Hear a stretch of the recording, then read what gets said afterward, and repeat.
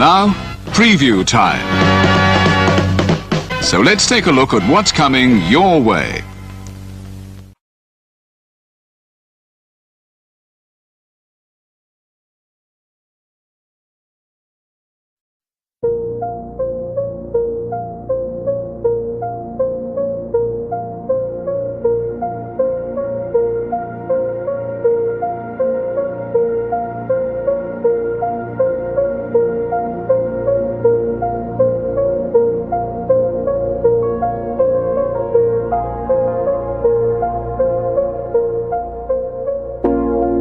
It's out of my hands, but I'm still in control. It's out of my hands. You can never take away the power of my soul.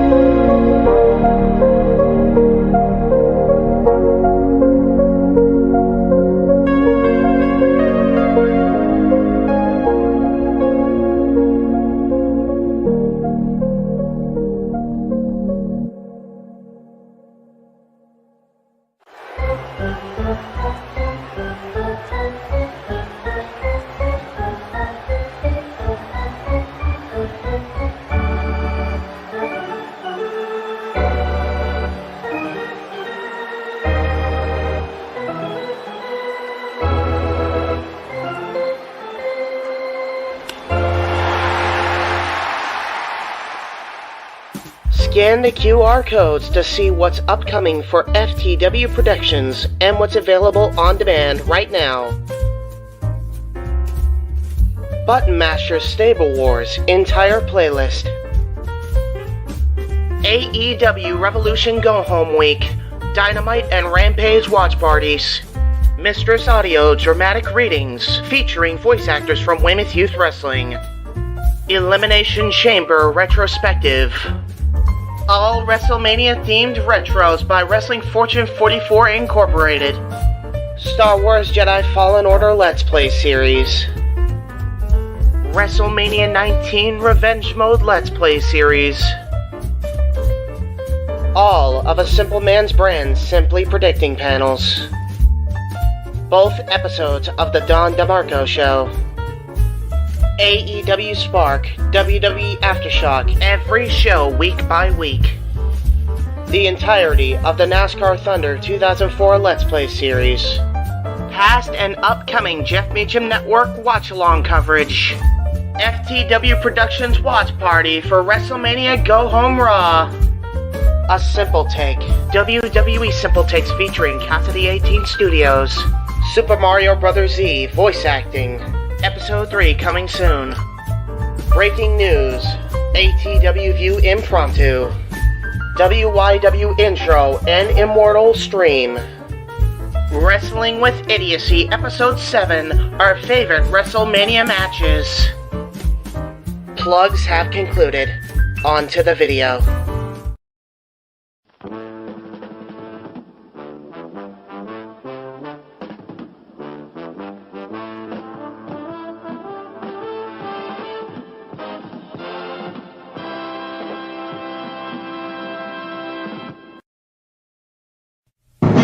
The Jeff Meacham Network's Multiverse of Media.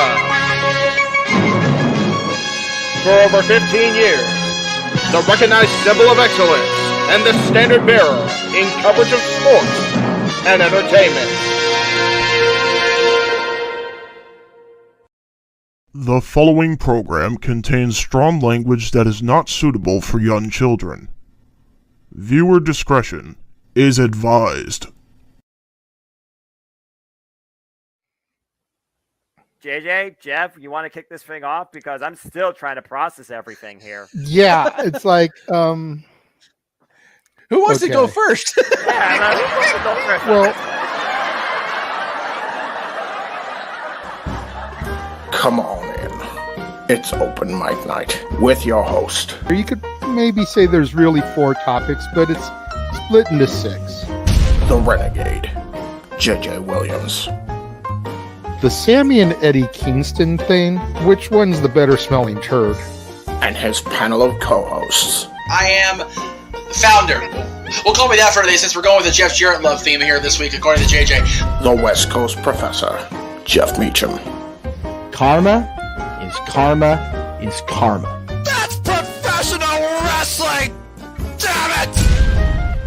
The Simple Man, Noah Foster. It's showtime! Yeah! How you doing, JJ? How you doing, Jeff? James. Yeah. And the He-Man, James Hebert. Imagine Bill Burr, Joe Rogan, Paul White, the Baldies! There you go! It sells itself! God. Get in there! Short his ass and shit the bed. He's not Amber Heard. Give it time, JJ, give it time. No, I'm sure Jeff has some stuff that Dumb move. Just don't pull this bullshit again. You get one. Tony needs to stop caring about the ratings. Bradshaw said as long as the ads are in place, we're not going to lose that third hour. Ring of Honor does not have to be AEW Live. They don't necessarily have to coexist with each other. We kind of saw that tonight to a degree. Along with a panel of guests. He's no longer glorious. Don't you bring that up. You want me to rant about what my NXT used to... No, we are done here for the night. I swear, James. Because you never know who may show up for open mic night. I leave our company in the capable hands of an extraordinary group of superstars, employees, and executives. The first thing that came to my mind was, it's about damn time. Amen! I literally touched everybody in the state's trash. So it's horrible, you guys. Peyton's new thing is Dennis the Menace, but it's funny because she calls it Dentist the Medicine. That's great. When Elliot Taylor came out and did Born for Greatness live, I was popping my pussy, having a great time. I didn't care. I was having so much fun. Sit back, relax, and enjoy the show. Fuck Bill Belichick.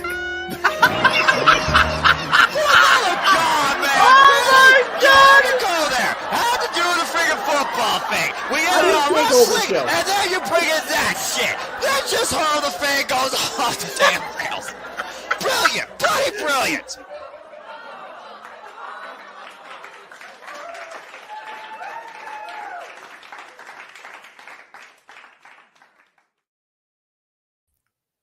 Bloody brilliant indeed, as we welcome you guys once again to the Saturday night shenanigans that are open mic night.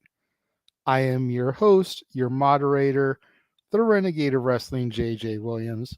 And let me go ahead and begin to bring in my panel for this evening. First of all, a man who you guys have probably gotten used to seeing alongside of me here over the last 24 hours, as we've done two WWE draft recaps. The simple man with the spectacular voice, Noah Foster. Hello. Good to see you again, good sir. It's good to be seen. This is always a fun time, and good to be back here, of course, for the weekly Saturday night shenanigans. So, it's a different time, it's a different platform, it's a different panel, different purpose, different suit. Same me, same you. This should be fun regardless, too. It's good to be back. And yes, I did take a nap. Good. You needed that rest, sir. Ah. And then Noah's cohort in commentary for everything that is not WWE or not his NXT. Damn it. The He-Man, James Hebert, is in the building. Hello. Hello, everyone. It's me. Hello, Hi, James. Good Dr. to see Nick. you. Hi, everybody. There you go. Hi, Mr. Hebert. Mr. And Bieber. then That's we weird. don't have Jeff here this evening.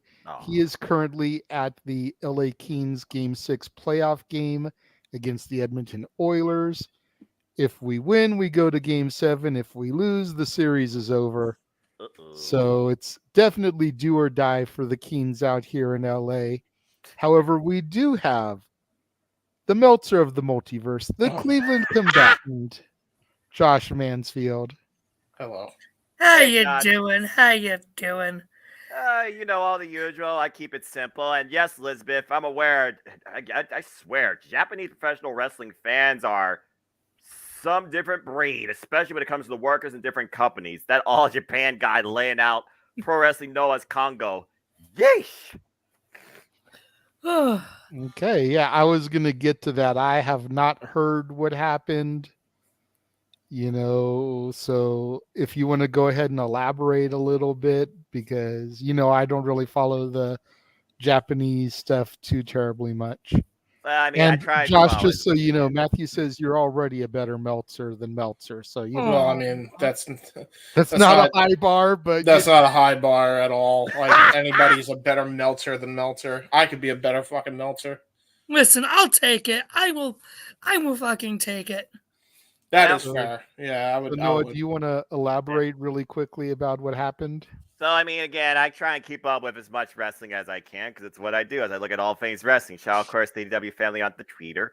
But basically, Pro Wrestling Noah had an event this morning, and after the fallout that started being built on Keiji Muto's Last Love professional wrestling show with Pro Wrestling Noah's Congo Rebellion faction and All Japan Pro Wrestling, a certain individual from All Japan Pro Wrestling laid out the entire faction and flipped off the fans of Pro Wrestling Noah and left. He basically made a whole stint at a Pro Wrestling Noah show.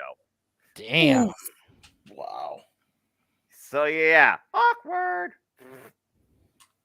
Daniel, good to see you.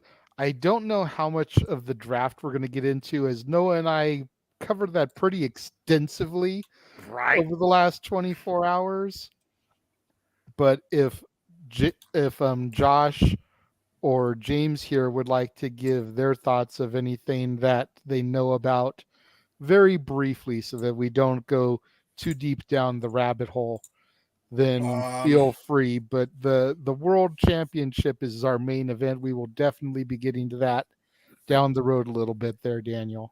Absolutely. Do you have anything, James, or Whichever one of you wants to go first. up to you, James? Speak now, I'll forever go. hold your peace, I'll gentlemen. just make mine quick. Okay. So, I understand that they probably have the plan for doing it at Mania in 40. There's only two places, I'll admit. One was at Mania this year. The other one was at Madison Square Garden. Mania 40 ain't it. They could certainly build a good feud all they want, and they're never going to recapture that magic again that they did for Mania and what they could have captured at the freaking Garden. And they killed their chances at even doing it at the Garden now. So I'm over it. Like, whatever. They want to do it this way, that's fine. But I kind of half expected that they were going to let us down somehow with this. I forgot about that, Elizabeth. Again, my bad. But I was more so thinking about the others. Anyway, Let me ask you, James, how are they letting us down at the Garden? Because the Money in the Bank briefcase is all it takes. The Money in the Bank briefcase is not brand specific. I seriously doubt they're going to do a Raw and a SmackDown Money in the Bank briefcase ladder match when they've already got to do a second one with the women. That's 3 Money in the Bank ladder matches. No, and that seems a little bit redundant. I get that, but 4. That's like okay. But the thing that is an issue there is if you do it that way, you're risking already retconning your brand split, which I don't know who's in charge. Maybe they don't care. Maybe they do it that exact way. You're right.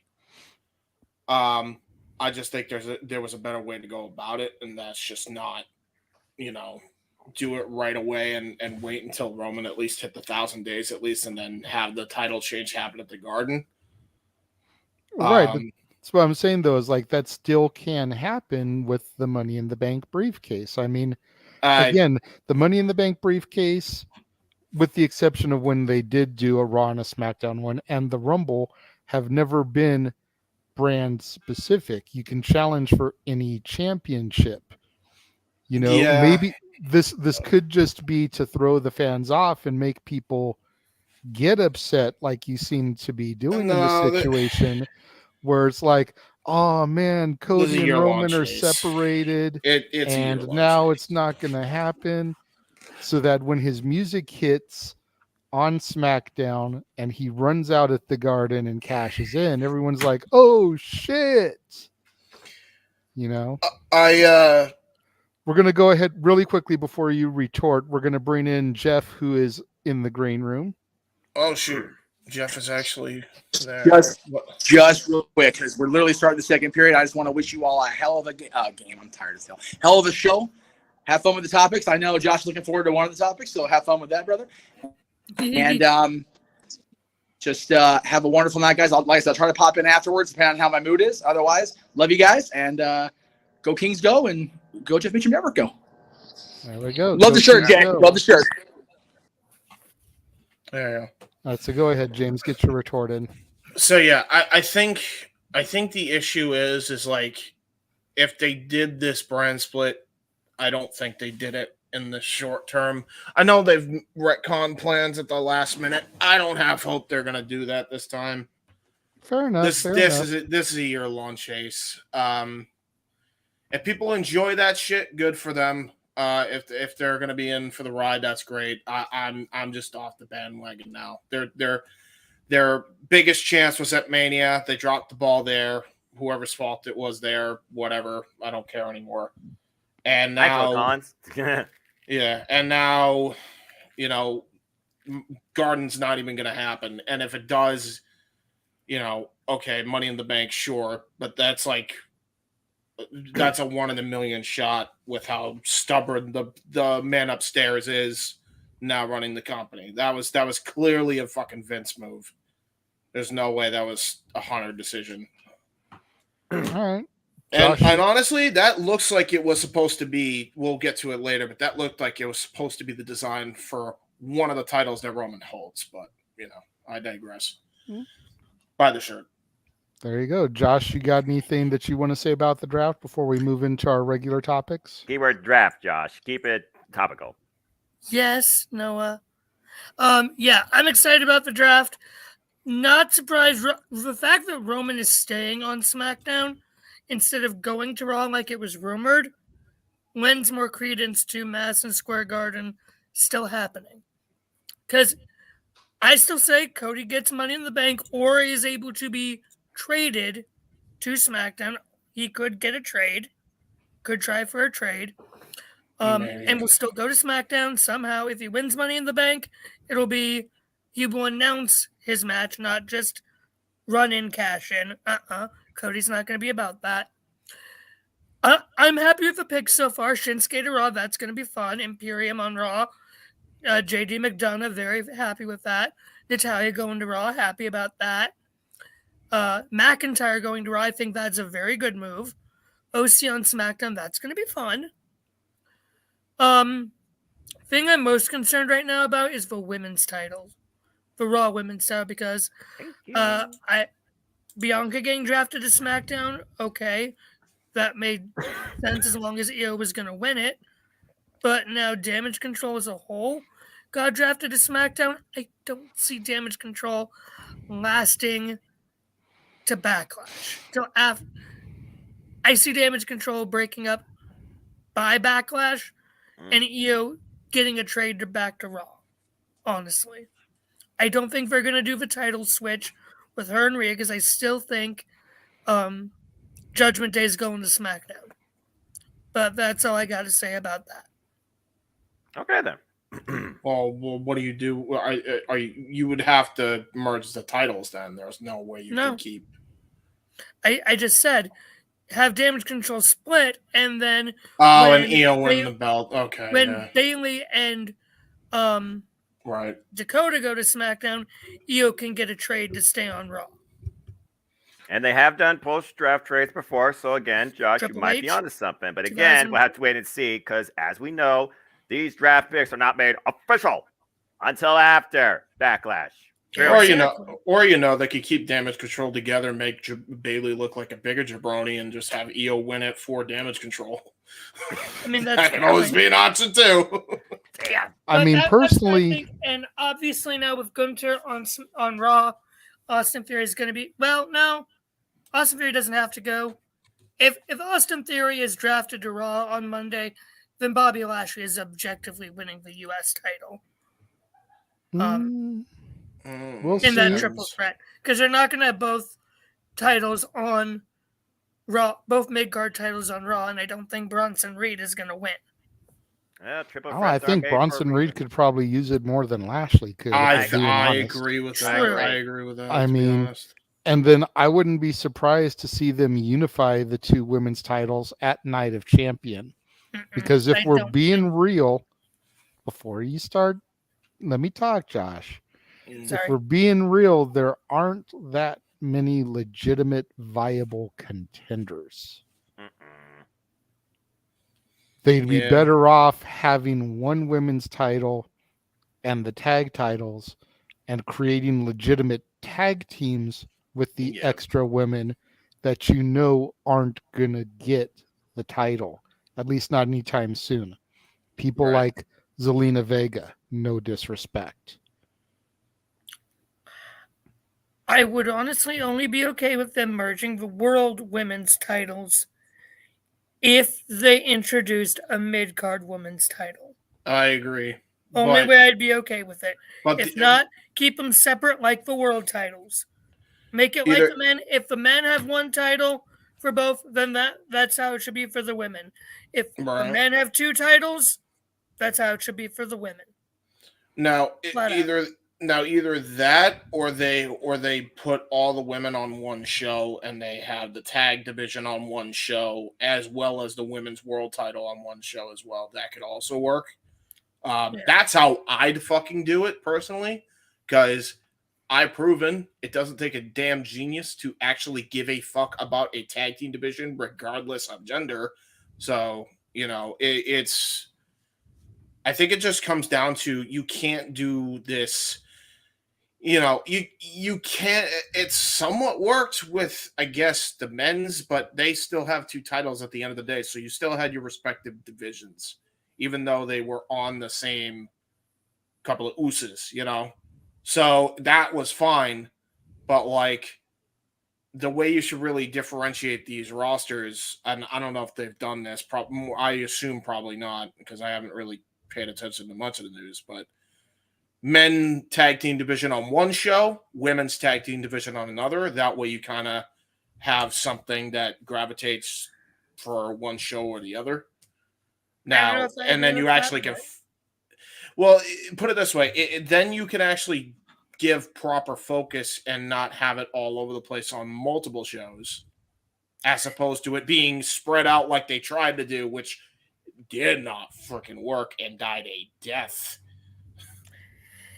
So I see where you're going. You're going like the 2000, pretty much the 2002 to 2000, pretty much 6 or 7 route, with the women's division pretty much being on Raw and the cruiserweight division pretty much being on SmackDown. Mm-hmm. That's sort of what I don't know if I agree with that though. You don't know if you I don't. I truly don't. I really think what they're going to do is they're going to split up the tag titles again, give them new names. I think that's what's going to happen with the women's titles too. Give them new names. Stop calling them the Raw Women's title and the SmackDown Women's title. Give them actual separate names. That way they can mean more. And there you go. But that's all I'm going to say on this. The women's universal and the women's world. There you go. There you go. Well, or you can equality. The other thing you could do is something that's been kind of talked about and people have asked about is if you unify the two titles, then you can use the other title belt for a women's mid-card title. And while there may or may not be enough depth in the women's division to justify it, again, you think about people like Shotzi Blackheart. You think about people like Zelina Vega. You think about people like Sonya Deville. You think about people like Shayna Baszler. These women, more than likely, not saying they can't be, but more than likely aren't going to be Raw or SmackDown Women's Champion anytime soon. So giving them a mid-card championship that they could have on par of an Intercontinental or a US gives them a little bit, something more to chase than just a tag title. Right.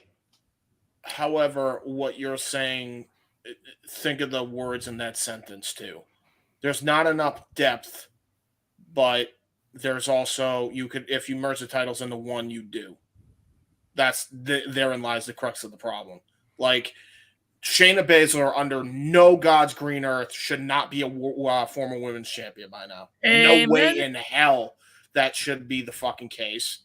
You're lucky Big I'm G not wasn't here for saying, that part. I'm not saying I disagree with you, but at the same time, when you're swimming in a pool with Charlotte Flair, Becky Lynch, for a while Sasha Banks was around, Ronda So was Rousey, Asuka, she her won. tag partner, Asuka, Bianca, Bayley. Rhea, Bailey. Alexa It's Bliss. it's like the whole Horseman. ... Paul Roma. ... Shayna Baszler. No, well, that And yes, but forgive that's- me for putting her in a comparison with Paul Roma. I ought to stand up and kick my own ass for that one. You really should. But you get the point that I'm trying to make. When you've got that caliber talent that's going to be dominating the title picture, then you've got Shayna Baszler, then you've got Shotzi Blackheart, then you've got Zelina Vega, then you've got right. Yeah. even Natalya. As much as I love her, she's not going to be up there competing with those people, unfortunately. She has a better chance being down here competing with these people. Well, if that's the case, then bring her back down to NXT. She was never in NXT proper. Shayna, I'm talking about. Oh.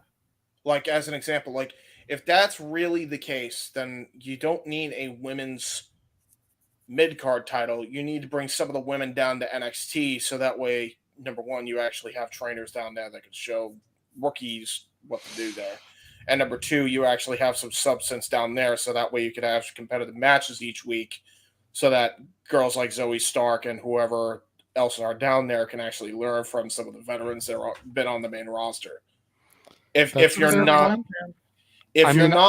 gonna do Shayna as a world women's champion, which I think is a crock of shit. And again, I'm not saying that Shayna doesn't deserve it, but I would almost be willing to bet you $20 Zoe Stark will get the Raw or the SmackDown title before Shayna Baszler does. Yeah. And she literally just got drafted. Yeah, so this is why I don't bother watching. It's fucking shit like that. It's like, I hear you, man. But it's not a hard thing to book either. Noah and I have Jeff seen says it all the Shayna- time. It's not hard to book. It's just hard to finance. Well, the financing ain't the issue. That's why I'm like, okay, cool, bye. Because it's like, Noah and I have seen Shayna being booked properly in, memeified by our NXT, damn it. Like we've seen her utilized properly. Now, granted, you could say the same thing about Asuka. Here's the difference between Asuka and Shayna. Asuka at least got those world championship runs despite her horrendous booking over the years. Because she was that fucking reliable. Right? Regardless of how badly they fumbled the ball. She still got a title. How does Shayna not have one? Because she was supposed to, but Vince said no. Becky wanted her to beat her at WrestleMania 36. She should have, with Becky going on maternity leave immediately after. So let's just call it what it is, and that it's because Vince thought she was ugly and check please. Like that's what it is. Yeah. And it's so fucking gross, dude. It's just gross. Yeah. I'm just so I hear over you. it. I hear you. And again, I'm not saying that I agree with it. It's the business of the matter. Me and Jeff and Noah had a good talk this morning about the business side of it with Zoe Starks, and how there's something about her that I've never been able to put my finger on the pulse about as to why I don't connect to her. And I think we all agreed this morning. And again, I don't really want to rehash. I don't want to get into a 20-minute conversation about this. That's why I haven't said anything. The long and the short of it was that Zoe Stark doesn't fit the cookie cutter WWE female mold. And that's what it is about her that's never really connected with me. She doesn't have the marketable look and everything. And just something about her presentation has always been off. Hopefully they can find something now that she's been drafted to the main brands that'll make her connect, because she's swimming with the sharks. She's fighting for real estate now, and she needs to do something that's going to make herself be noticed. Mm-hmm. All right, before we get to the topics, we did get a super chat from Emmanuel that has been ignored while we finished that conversation. Emmanuel, thank you for the super chat. He said the reason that he thinks it's a bad idea when Roman could have put over 2 superstars, but we only get 1. Yep. I feel you, James. It's like if Batista lost to Triple H at Mania 21. And I must stress this point as well, and now that Emmanuel kind of jogged my memory with this. Uh-oh. Roman's record-breaking reign is not with the world fucking title. It's not. It's with the Universal title. Yep. I don't know why you had to bring in a belt this soon in. I don't get it. If Cody wins the championship, that's fine, but then what? He takes both belts off of Roman now? I don't get why you couldn't have put over 2 big stars. This is a rare instance where you could have, and it would have protected Roman fine, and he still would have had a record-breaking reign that lasted well beyond. I don't get why they're just like, nope, we're not going to do that now. And you can clearly tell that it was supposed to be the WWE Championship because it has the freaking logo plastered on it like it is. They just mixed the big gold with it. That's what they do with all their titles now, to be fair, because they need to market it when they give it to sports teams when they win titles, etc., etc.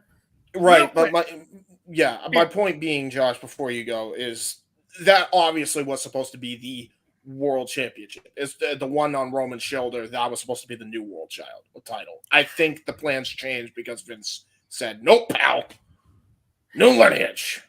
Here's the thing. I don't think so. I think Triple H was going to bring back the world title either way. I think the plan is getting rid of the Universal title once Roman's reign with it is done and introduce a new WWE title belt once Cody beats Roman. Cody's not winning the World Heavyweight title. Flat out. He is not.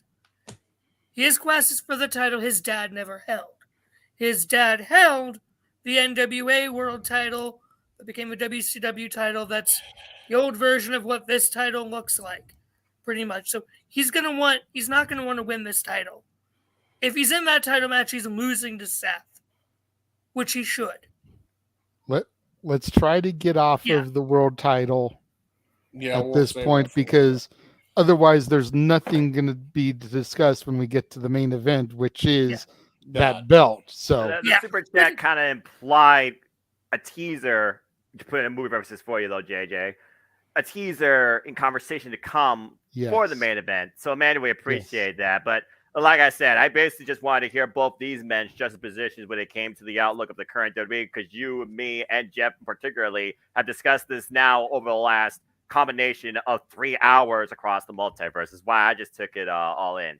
The bottom line is this: you got WWE. It's not about wrestling. It's about marketing. Damn it, marketing. Gotta market everything with a big W. Damn it. And as far as anything else goes, we'll see what this draft does if it tries to bring, if nothing else, a fresh outlook for Monday Night Raw, and SmackDown still ruled by Roman. So we'll see. Noah, real quick, since you were keeping track of JJ and I's draft picks last week, were any of our picks correct so far? Quite a number of them actually were. Yes.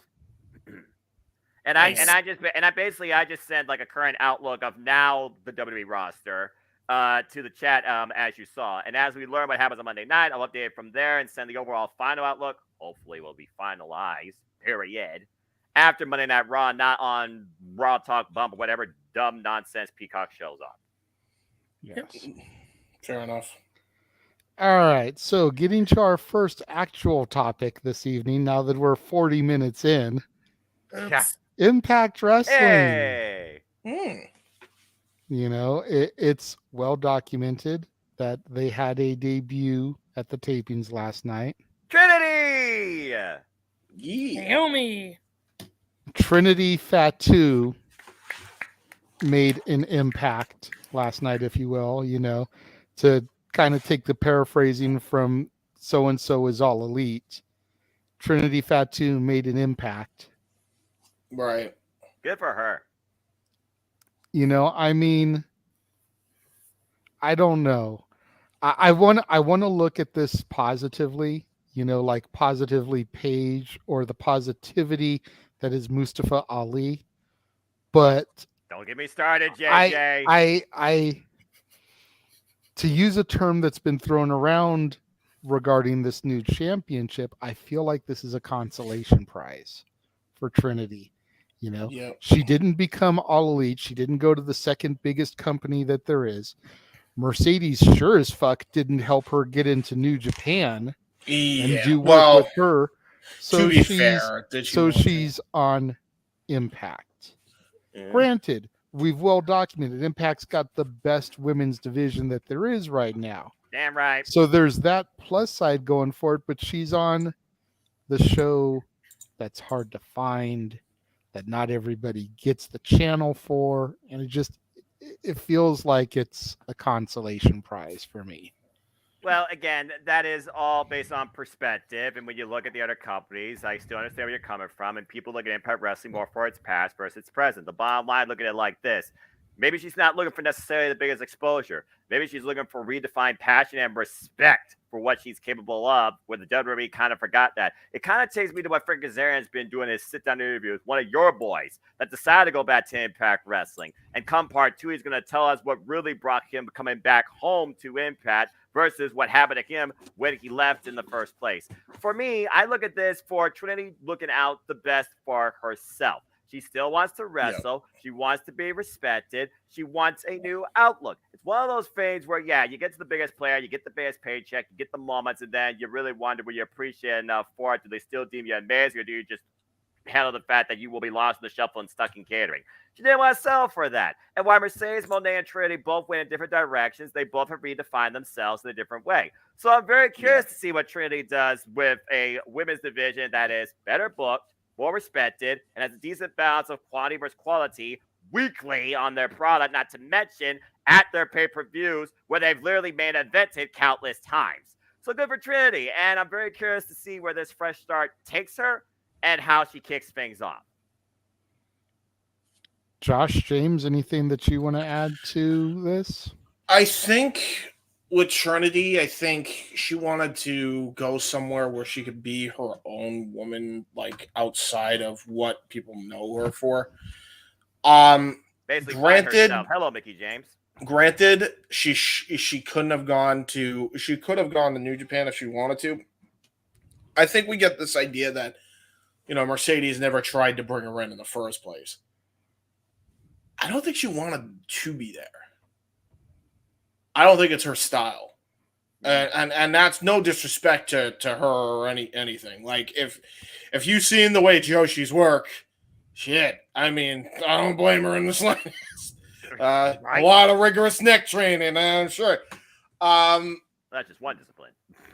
Well, that's the main discipline, Noah. Don't kid yourself. Dude, I watch the stuff for a living. Who you think you're talking to? I know. So yeah, like I don't think she really wanted to be. She doesn't strike me as somebody that can strike hard like Mercedes Moné. I've seen that woman hit hard. She took it to freaking Ronda Rousey in one of the best women's matches of all time. So that accounts for something. No shit, she can go with probably some of the best Joshi wrestlers. So I think that works for her. I don't think it would work as well for Trinity. I think, and I think there's too much going on in the AEW's women's division right now. They got like so many. I mean, you could have had her be one of the many victims of Jade Cargill, and that's it. Jesus. You also could have had her join the Outcasts. Since the Outcasts seems to be former WWE women. Yeah, but I do wonder when you think about, the history, not just with the company, with the individuals itself, would she have fit in that? And truth be told, she's no stranger being a part of a all-female faction, beautiful and dangerous, folks. So I do understand where you're coming from, but for me, I look at Trinity and I feel like she picked the comfort zone.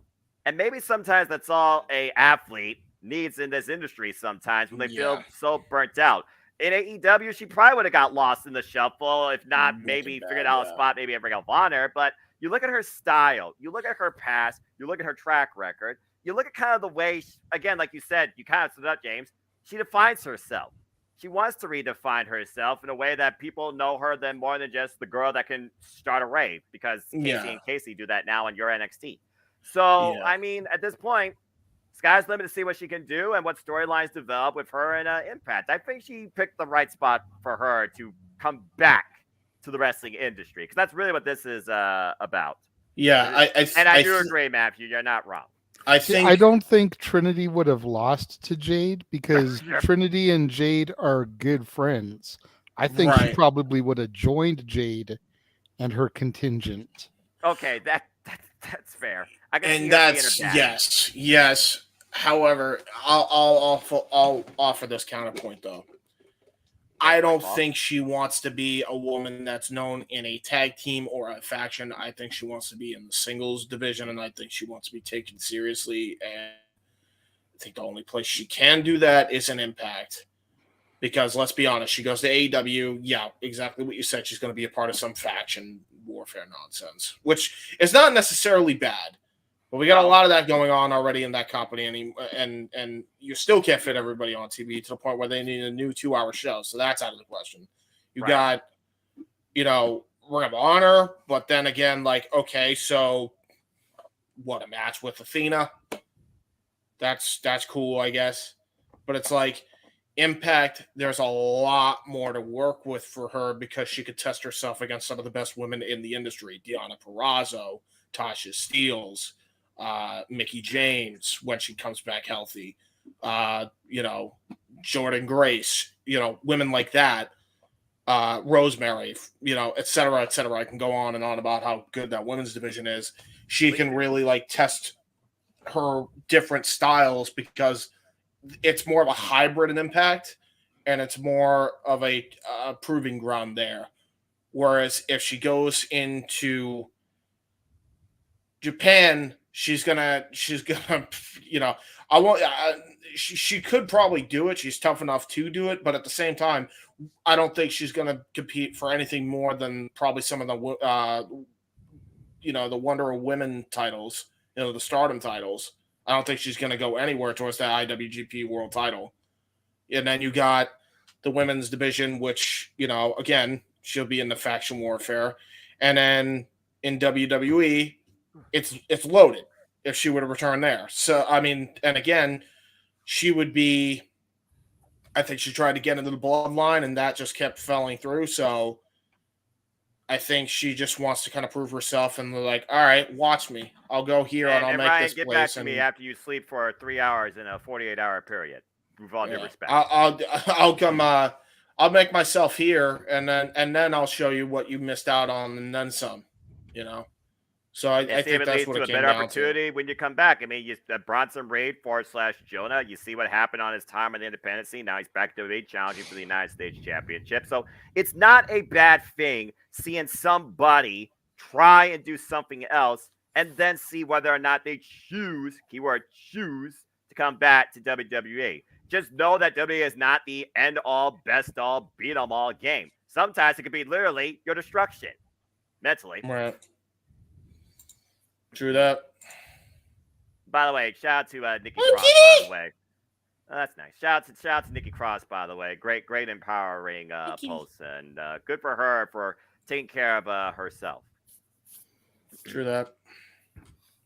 All right. Josh, you got anything to add?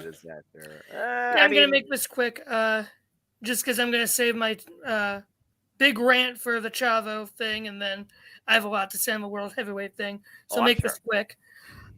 I hope she doesn't regret her decision. That's what I'm going to say.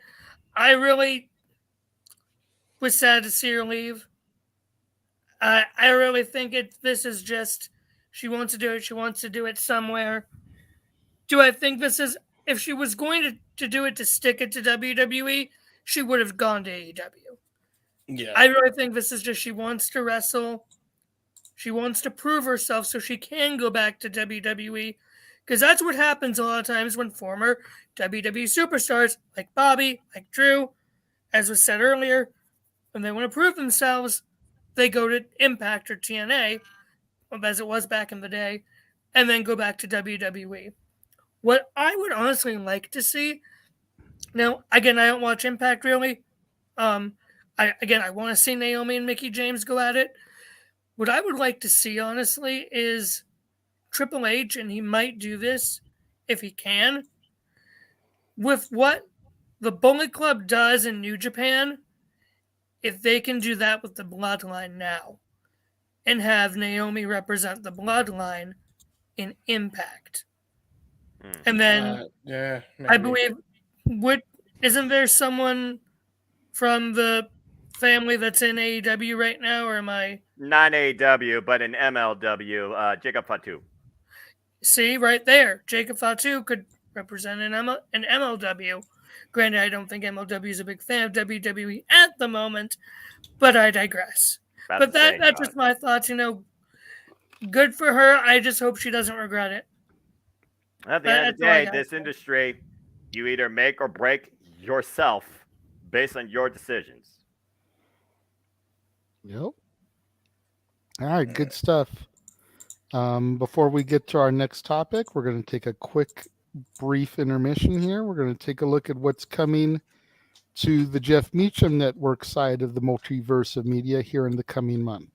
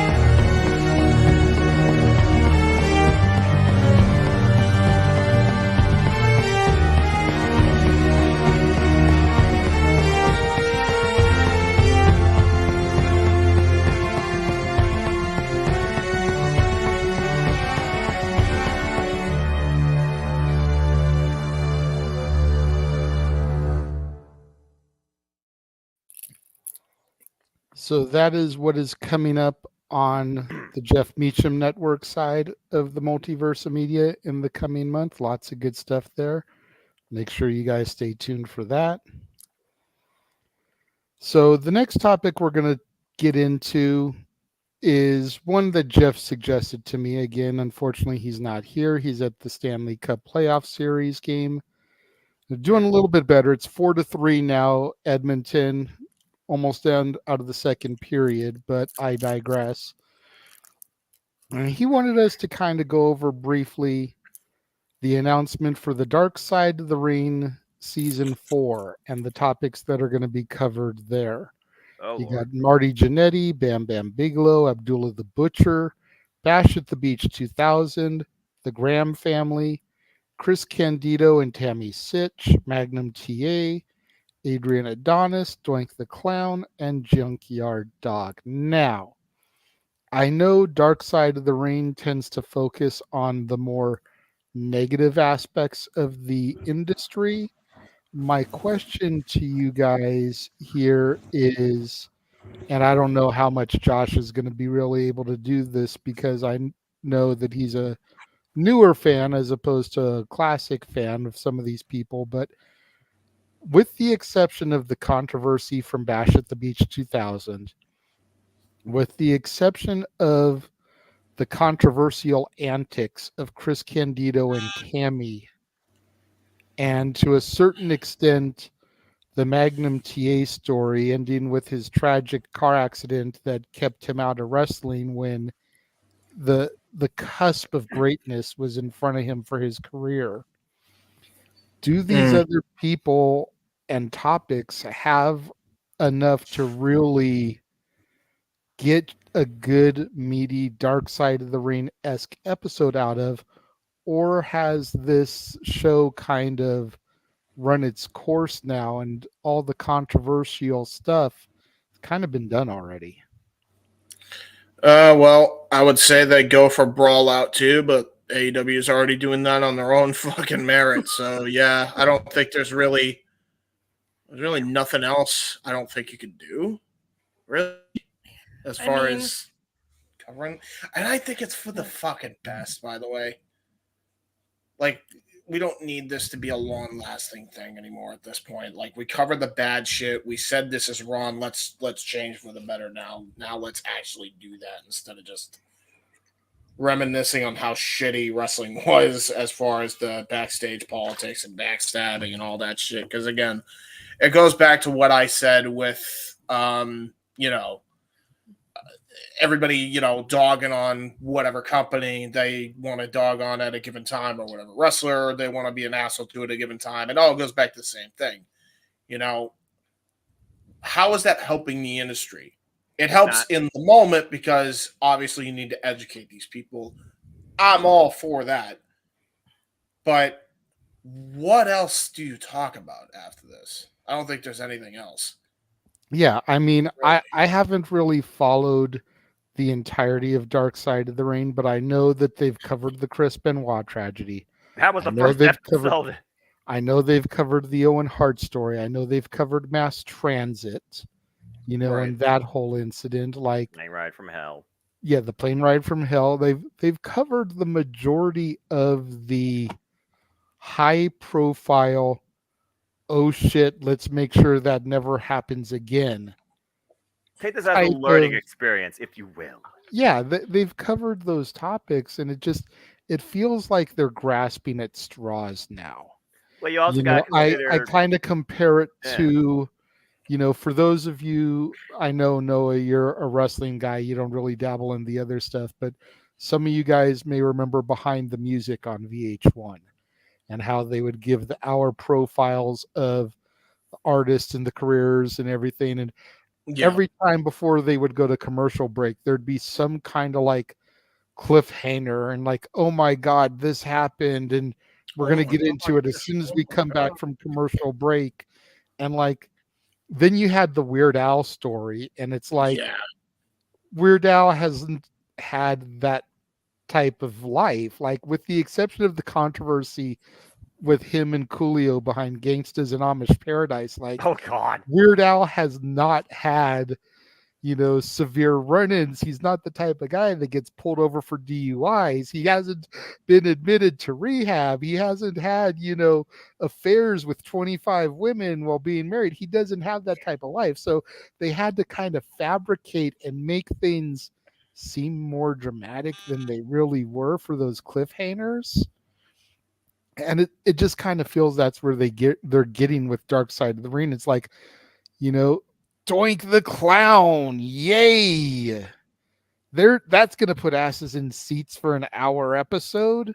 People care more about the controversy behind Barney than Doink the Clown, okay? Right, and I get the fact that Matt Bourne went to ECW and he became Bourne again, coming off of the heels of the Doink gimmick in WWF, and it was a bit of a darker persona, but it's like, okay, and so we're just trying to get as dark as possible to draw media attention. Oh, okay, well that's just the entertainment industry at its finest, because Lord knows you can't come up with anything positive or possible. You have to try and burn the world to the ground every opportunity you can get. At least with A&E biographies by WWE, it doesn't focus so much on that. While you still look at the bit of the negative adversity that they may have faced, it's still more so as a positive outlook into the superstars that you watch, bringing them to a better life. But hey, I guess if you're going to have something on TV, I guess this is what you do. Maybe they're trying to reach out to that generation that cares about that time and legacy in the business where all hell broke loose and it was the normal. So, You know what I think? They've done the dark side. What grinds your gears there, James? Go for it. No, it's not a grinding gears thing. Although, before I go with my main point, Noah, that when you turn off the light, the big gold little cufflink that you have on your jacket was very shiny, very nice. Really? As Dan Housen would say. Yeah, it was pretty cool. That saying, I think what they should do, Vice should be like, okay, we've done all the dark shit, we've done all the bad people thing, you do bad things thing. Okay, we need to educate the people on the good shit. Let's get all the bright side of it. We'll call it the brighter side of a brighter side of the ring or something.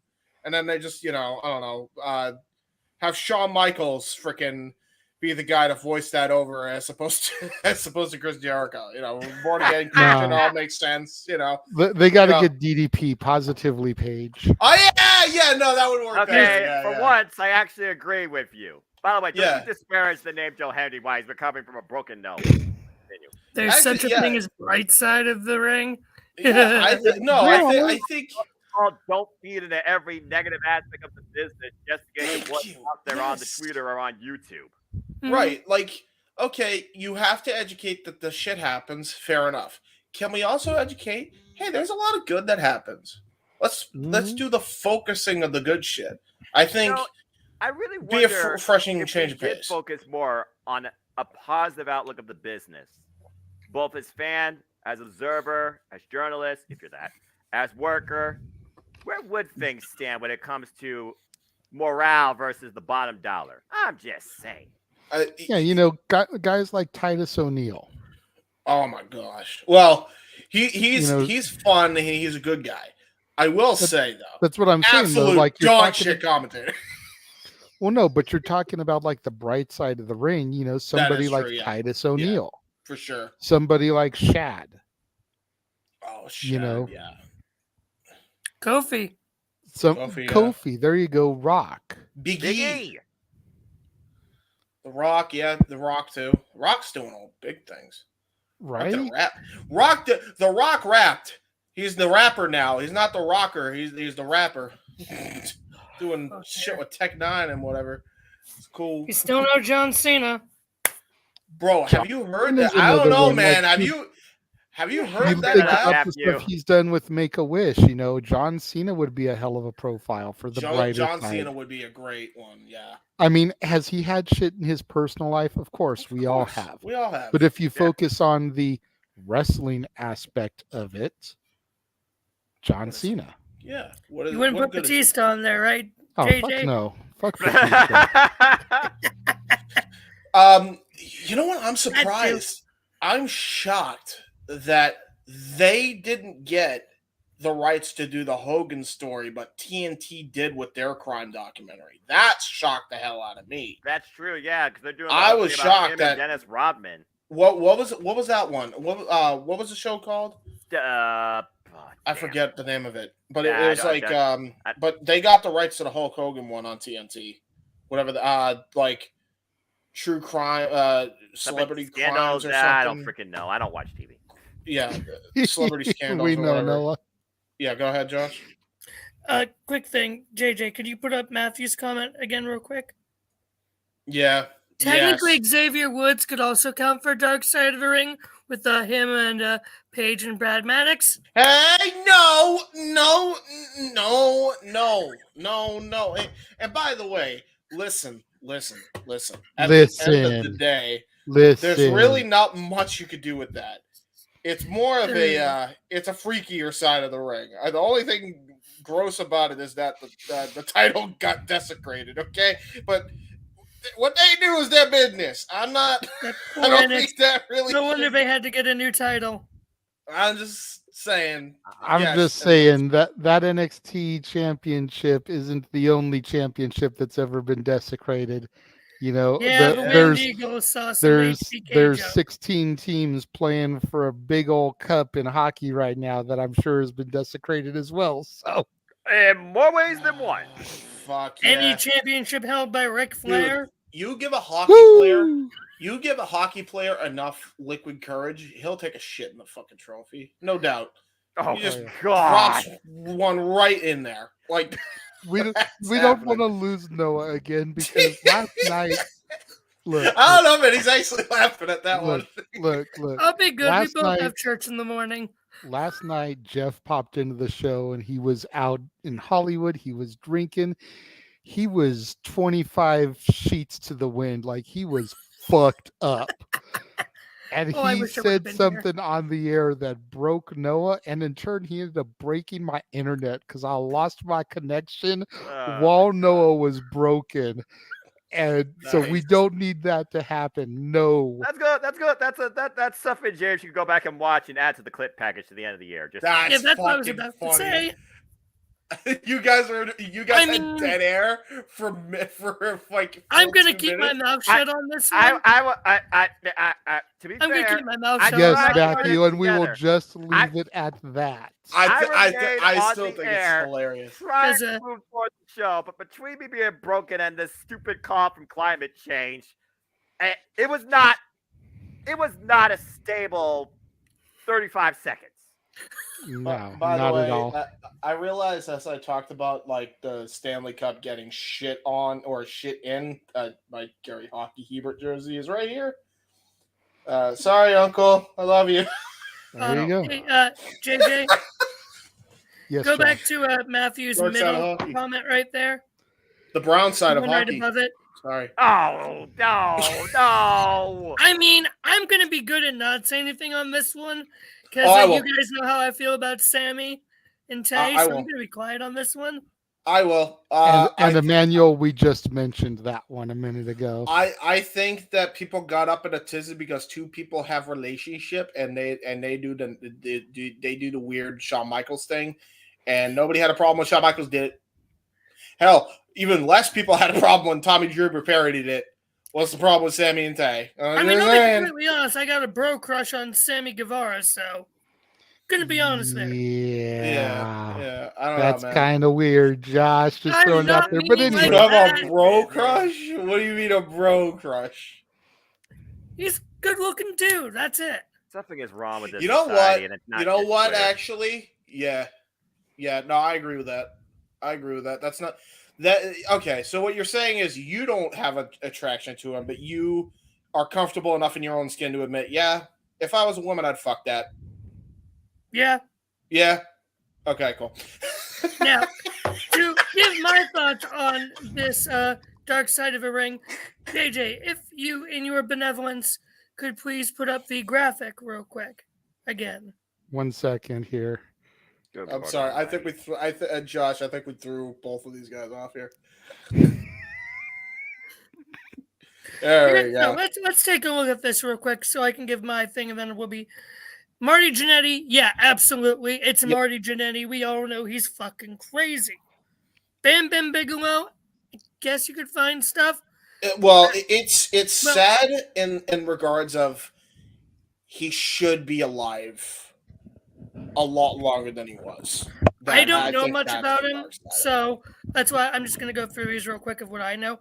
Abdullah the Butcher, I know superstar Billy Graham was furious when Abdullah the Butcher was inducted into the Hall of Fame. I don't know the reasons why. Bash of a Beach is Bash of a Beach because, Vince Russo's a fucking twat. Damn! Wow! Using the page language. Now we're talking. Graham family, for like superstar Billy Graham. I mean, the dude's steroid central. I think they're talking Eddie Graham and Mike Graham. A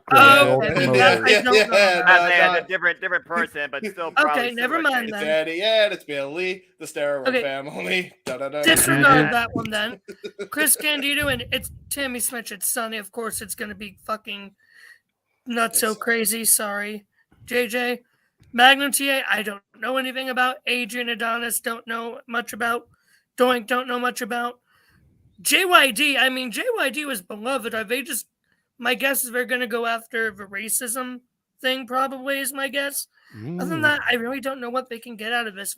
Wait, the Junkyard The season Dog just isn't seems like... dumb to do. I mean, people wanted this show to be canceled after last season, to be fair. I mean, if you're going to try and figure out episodes from stuff, give me one on the on Wrestler's Court. Give me an episode on Wrestler's Court. Yeah. I'd love it. That never should have been the a thing. so-called existence of it. Oh, I mean, I love the stories of Taker being some of the judged stories during are lighthearted enough, but some of the other stories, dude, are like that spawn from Wrestling Court and outside of that thing are very uncomfortable. For example, depends on who's judged during execution, pretty much. Yeah, well, one of the judges decided to. Never mind. Poor Edge. That's all I'm gonna say. Poor Edge. Okay. That's all I'm gonna say. Thank you. Which one is this? Which one are you talking about? I know the one with him, Christian, and Brian Gerwitz. But fuck it. It's after dark. Just say it, James. Fuck it. He got SA'd by Bradshaw. Edge got SA'd I know that. Bradshaw I wasn't taking the Wrestler's Court though. Yeah. I didn't know how else to say it, so I went PG with it. I know what you mean. Edge knew Bradshaw was just literally trying to mess with him, and so he no-sold it. Yeah, that's how you mess with somebody? That's how it was presented in the video I watched. That's called the motherfucker needs help. He needed Granted, Jesus. it was, 10 things WWE wants you to forget about JBL. But I digress. That wasn't a countdown special on WWE Network. No, it was on which one was it? What Culture Wrestling back when Adam Blampier was on it. He's on the Parts Unknown now. Yeah. I still watch his top 10 videos, but I digress. Can we just be done with Dark Side of the Ring permanently now? It's overdone. It's stupid. It's sold out. Let's just be done with it. Everybody's done a variation of this. Melina, Melina was bad. That one I agree with. Oh, Melina and Wrestler's Court was such a crock of shit. Like, especially knowing the context from her side and other people that have stuck up for her that are really respected in this business. Dude, she was done dirty. I don't care what you tell me. They did her dirty. She wasn't the only one. Also, real quick, Matthew, it wasn't Wrestler's Court that threw Miz out. It was Benoit himself that threw Miz out. Yeah, I don't even think there was a Wrestler's Court. There wasn't a court even about that. That was just an incident. No, that was just an incident. That wasn't Wrestler's Court. Yeah. That was just Benoit being Benoit. Yeah. And Taker brought him back in after that was Benoit not realizing how fucked up that was even in that moment and having no patience for anything anymore because he was already checked out after Eddie died. That's what that was. Yeah. I'm convinced Benoit died after Eddie died.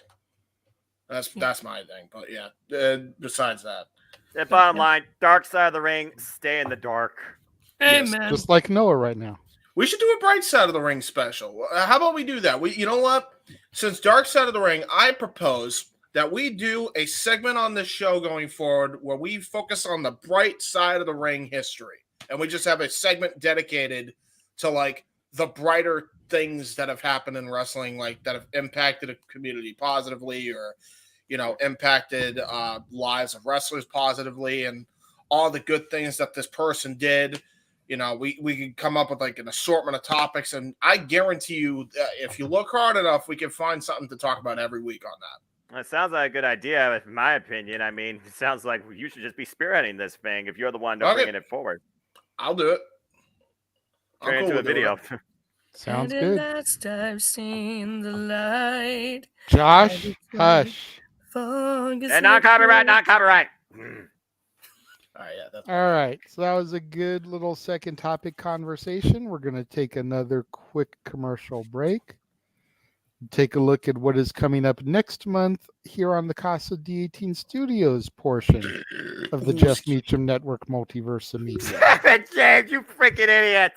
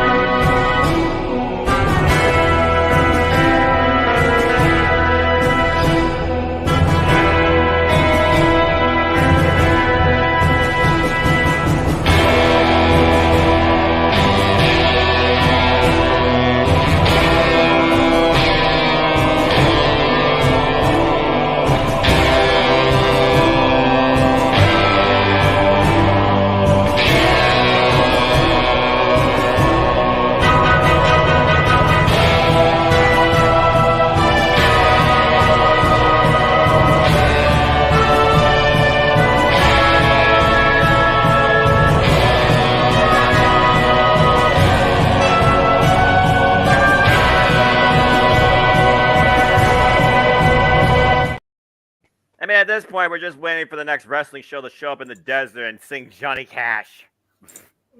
Well, all right. We're back. We had the Johnny Cash part with Taker at one point. And Triple H at Mania 27. Yeah. Gosh, that promo package video was my favorite promo package video of any Mania match, period.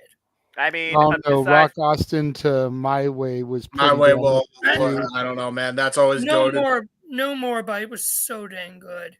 It's one of those things where, like, at WrestleMania 25, Undertaker and Shawn Michaels, and then you talk about 27 with, Triple H and Undertaker. Then you talk about 19. I mean, definitely top 3 video packages of all time, just with the fact that they had the perfect song that fit the rivalry and the story being told. I just jammed that song on my own outside of wrestling. You mentioned 19, and I looked at that feud with Austin and Rock, and I always think to myself, what makes them crack addicts? I don't see them doing crack. They're addicted to cracking skulls. Ah, broken skull. So crack and yeah, good save. It's a different analogy there, James. Yes. Emmanuel, that's an interesting point. There's just way too many TV shows out there for me to do classic TV show recaps, especially going episode by episode. Oh God! You figure something like The Simpsons that's been on like 30 years now, and trying to do every episode. No. Yeah. I will say, if you are interested in that type of content, my boys in FTW Productions, AJ Talent, and Owen Finch are going to be launching a series called Owen and AJ Talks, strictly covering all the classic TV shows, pretty much. So if you're interested in that, like, they'll probably got you covered there because they talk about that shit all the time. Definitely could be interested in something like that. Definitely fits in with the Renegades reviews motif going on there. But before we get to our next topic, I wanted to take a second here and talk about the thing you saw both in Jeff's trailer and in my trailer for next week's Dad's Not Always on Wrestling, where we talk about our favorite characters from the Star Wars franchise. I wanted to give you guys this little sneak peek, little 45-second teaser taste of some of the stuff that gets talked about towards the end of our show, because we always try to find a way to integrate wrestling with our topic. Check this out real quick. I could actually, you know, like we talk about, I didn't start out as a Star Wars fan, but I am very much a believer in all things the Force, and I am grateful to have been included in your journey as the saga continues to unfold even now, because as you and I both know, as long as the mouse has his hands in something, it will never, ever die, truly. So absolutely. You've got to believe in the Force. Yes. You know, believe in the positivity that is Positively Page. Believe in Mustafa Ali. Yes. But God damn it, I do not believe in Joe Hendry. No. Neither of us do. Damn that Joe Hendry. Blasphemy! How dare you! What the fuck, JJ? What is That the is problem? wrong on What is so the many problem levels. with Joe Hendry? And screw Jeff Jarrett because of that. What is the difference between Mustafa Ali and DDP and what the fuck Joe Hendry's done? No Dallas It's was the more same believable than thing. Mustafa Ali ever fucking will be. Exactly. Beautiful job, JJ. Quick thing. Yes, this is the way. Amen. Now, honestly, I didn't know you were going to do that. I'm wearing my new Cleveland Browns Star Wars shirt today that I got specifically for May the 4th. So, and hold on. Where is he? Where's my boy? Looking for something. What do you got? It's Grogu. Grogu. I have a Loth cat downstairs as well, but I'm not going to go get him right now. Baby, I look like Yoda. I related to. I do that just to get a rise out of Noah. It's so fun to ruffle his feathers just a little bit. Challenging my positivity and Jeff challenging the integrity of Aubrey when it comes to a Jeff Jarrett match. Both of you guys are going to be the reason why I freaking have high blood pressure the rest of my life. Aubrey's a heel to begin with. She shouldn't be reffing. Shut up, Josh! Hey, listen. Besides the fact that you guys are blasphemous about Joe Hendry, about Grogu for a second, do you think Grogu, like, if he actually was a baby, he'd be like, hungry I am. Gaga goo goo. No. And of course, his voice is a lot higher as we hear. Oh, good God. What the hell? What do you mean Stat Boy approved? Grogu or something else? The rants. The Stat Boy approved? Yeah. I do my best to not try a rant on this show, but somehow this show brings out the rant in me. Because we specifically try to get you to rant. Eric Brown on ATW View, too. Don't get me started with that guy. he has gotten so triggered by Eric Brown and his Arbiter of Chaos shtick that he does on that show that he has gone full on Gilbert Godfrey. That's how freaking much Noah rants sometimes on that show. One of these days, we just need to make an open mic night specifically of us trying to get Noah to rant. Fuck! It's easy enough, man. All you got to do is find that one topic that you can start them off on. Yeah, which we're not gonna. Let's have a happy Noah this week today. Yeah, you're not getting John Oliver ranting about the Ferrero Rocher belt tonight. I'll give That's you that. still one of your best impressions you've ever done, by the way. I have a great idea.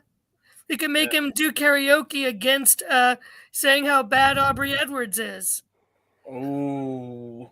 I Wait, will how? find Josh, a quit while way you're to get a ahead. Greyhound to Cleveland and How does look that- up your name in the address book, and I will seek and destroy you, Josh. Did someone say Cleveland? Yeah. I don't live in Cleveland, Noah. I live in Steuben. I don't know what y'all talking about. All right, this is not a geography lesson. Let's get back to the madness that is WWE. Oh boy. Love you, Noah. And we're going to get into the topic that Josh has been waiting for. The Chavo what's this about? What's going Guerrero on here? and Rey Mysterio Oh, this thing? stuff going Jealous on this piece week. of shit. Oh. Let me read, Josh. So Chavo went on to a podcast earlier this week, and he says, I got to tell you this. I just don't understand why Rey Mysterio still has to. Look, we all love Eddie, but we're not going out with his gimmick and our gimmick. It was Los Guerreros' gimmick. We come out with the Los Guerreros. We lie, we cheat, we steal, and everybody's like, oh yeah, keeping Eddie's memory alive.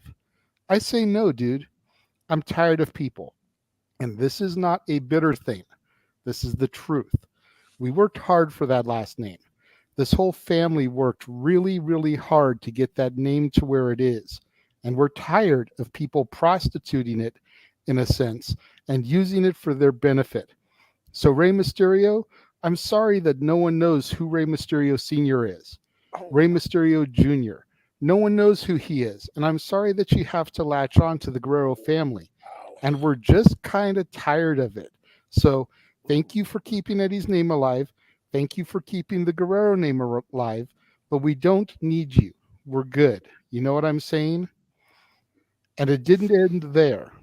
Oh my. Shortly after that, Chavo took to Twitter because people were kind of going back and forth with him on the social media. And Chavo says, if Rey Mysterio is really mentioning the Guerrero name only in tribute and not to line his own pockets with cash, maybe he'll donate some of that money to charity. Or even better, how about to Eddie's daughters? That'll show myself and the fans that he's not prostituting the family name. And it didn't end there. It went back and forth a little bit more with Chavo and the fans. And it ended with Chavo Guerrero tweeting, this is how a heel should tweet. Hook, line, and sinker. I still got it. Oh. So he worked. So he worked the entire industry, the fans and everything. Now, Kristen Cage, eat your heart out. Now, there are some people, and I'm sure Josh here is one of them, the way he's shaking his head.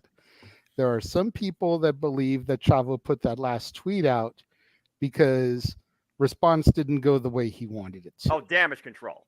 Yeah, I can see that. And while I see that point of view, I actually think he really was working everybody because it is well documented.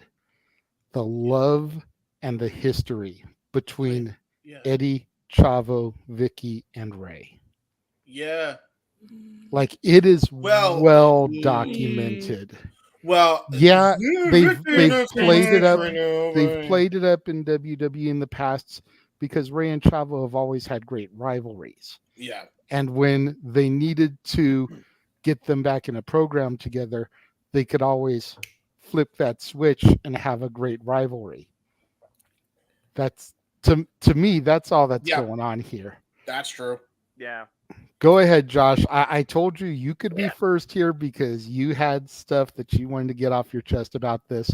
The floor is yours, Mansfield. Chavo, you are just a jealous piece of shit who you yourself can't make a name off your own name. You try and say, oh, you're working. No, you got cooked worse than the wrestling club cooked Grayson Waller. That's the reason you're backtracking. And yeah, you want to try and go against Ray again. Yeah, Ray doesn't need to use the Guerrero name either. Ray's a Hall of Famer. What are you?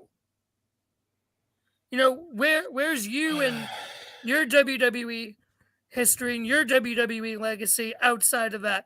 Who will remember Chavo Guerrero, whatever? Because there's a Chavo before you. Who remembers that? And who remembers you? Yeah, it wasn't you just working as a heel. No, you were doing damage control because you got cooked. What did you do in wrestling, huh? Tag champs, cruiserweight, ECW champ, that's it. And JJ, you said the four of them, Ray, Chavo, Eddie, and Vicky. Chavo and Vicky are not on any sort of good terms right now in any way, shape, or form.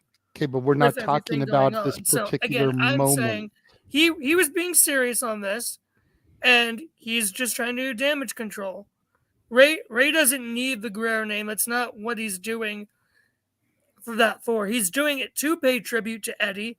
That's what him and Dominic are doing because of their storyline with Eddie, which you forget about that, Chavo, huh?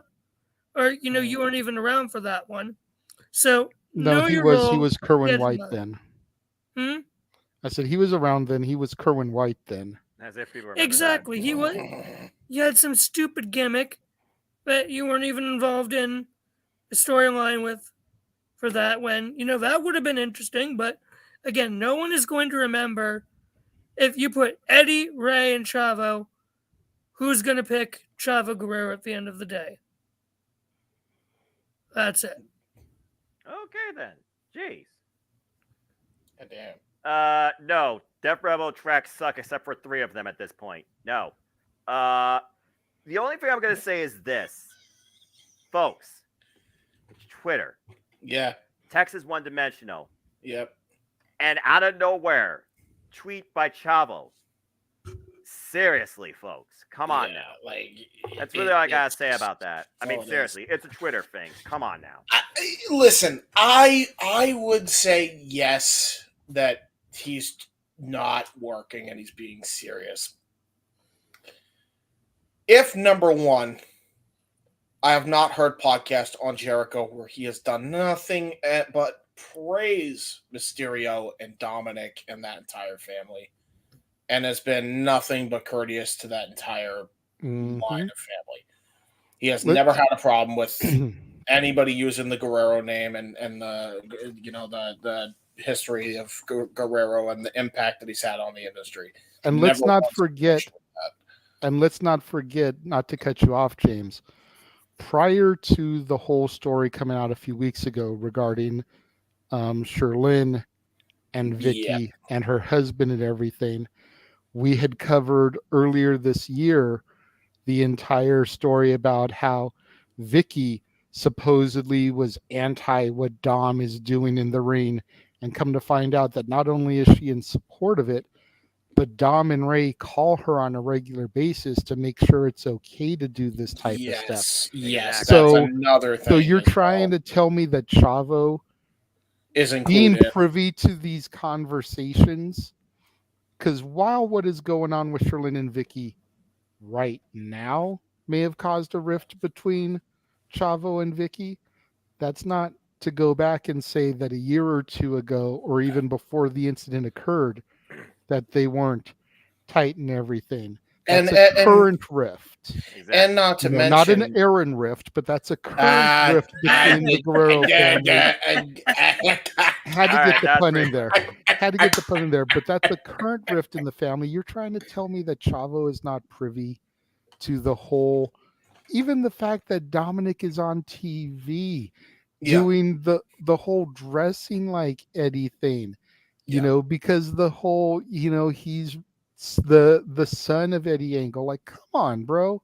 I'm going to go Vince Russo here for a second, bro. You can't convince me, bro, that Chavo doesn't know about this shit, bro, and that Chavo isn't okay with this shit, bro. You just can't convince me of that, bro.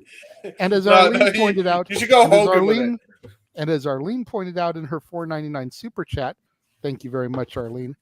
Interesting that this came out with the scandal going on currently.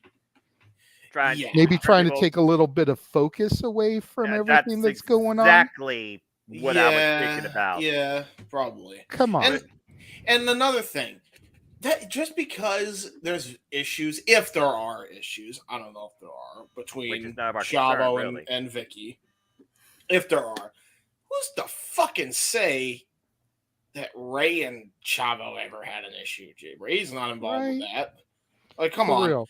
Like, and Matthew, while I agree to an extent that it's bad timing, it takes the focus off of the negativity for a moment, and it redirects it onto something else, something that can be turned from a negative into a positive like that, because at the end of the day, Chavo's just working us. Bingo. But he got you to stop talking shit long enough about the court case and the impending legal trial and the sexual assault. All that talk stopped for just long enough that the focus got turned to this for the better part of the week. I will say, I'll give you that, honestly. I will say give you this. that. I will say this as well when it comes to that situation as well. I'm just glad that one family did the right fucking thing, regardless of who's right or wrong in that situation, and took it to fucking court. That's all I gotta say about that. Yeah, and here's another thing. Why isn't Chavo saying shit about Mercedes coming out as the tiger mask? Exactly. Yeah. Okay, and another thing too. So full on Eddie's Japanese gimmick, but Chavo ain't saying shit about that. Second thing that I want to also say about all this, I personally have talked to Chavo Guerrero. I've had a full on conversation with this guy. I've had a couple conversations with him, so yeah. He loves Ray, man. He loves Ray. He loves Eddie. He loves Dom.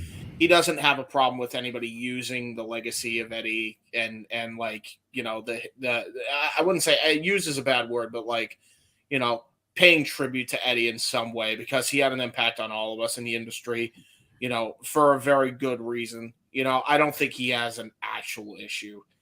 Again, if he was being serious, this would have been an ill will that he had years prior. Like, here's the thing that people don't realize. Chavo never wanted to be the big time star. Nope. Ever. Never, ever wanted to be a world champion. Never, ever wanted. He wanted to be the guy as the supporting role.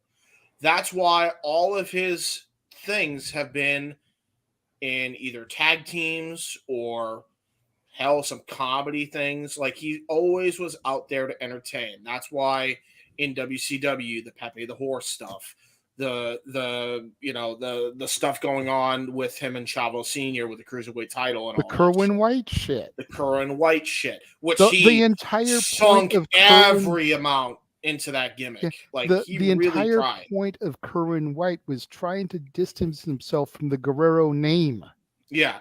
That was the entire purpose. Yeah.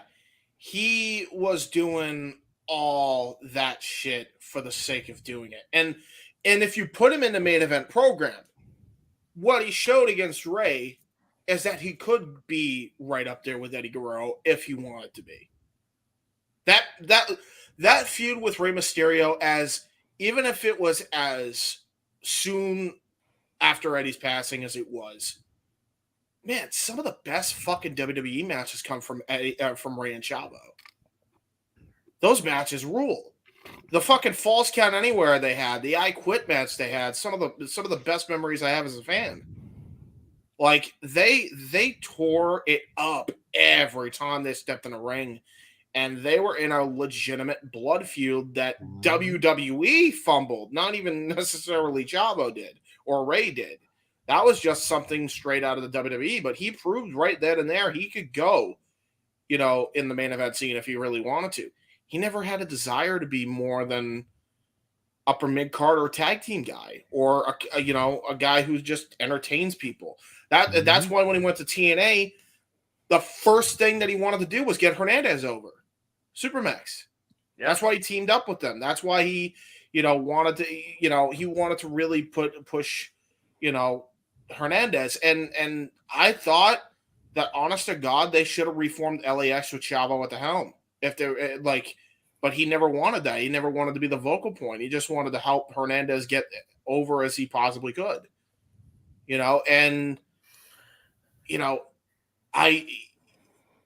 I like that about Chavo. He's a humble guy outside of kayfabe, and that's why I don't believe that this is anything else but kayfabe.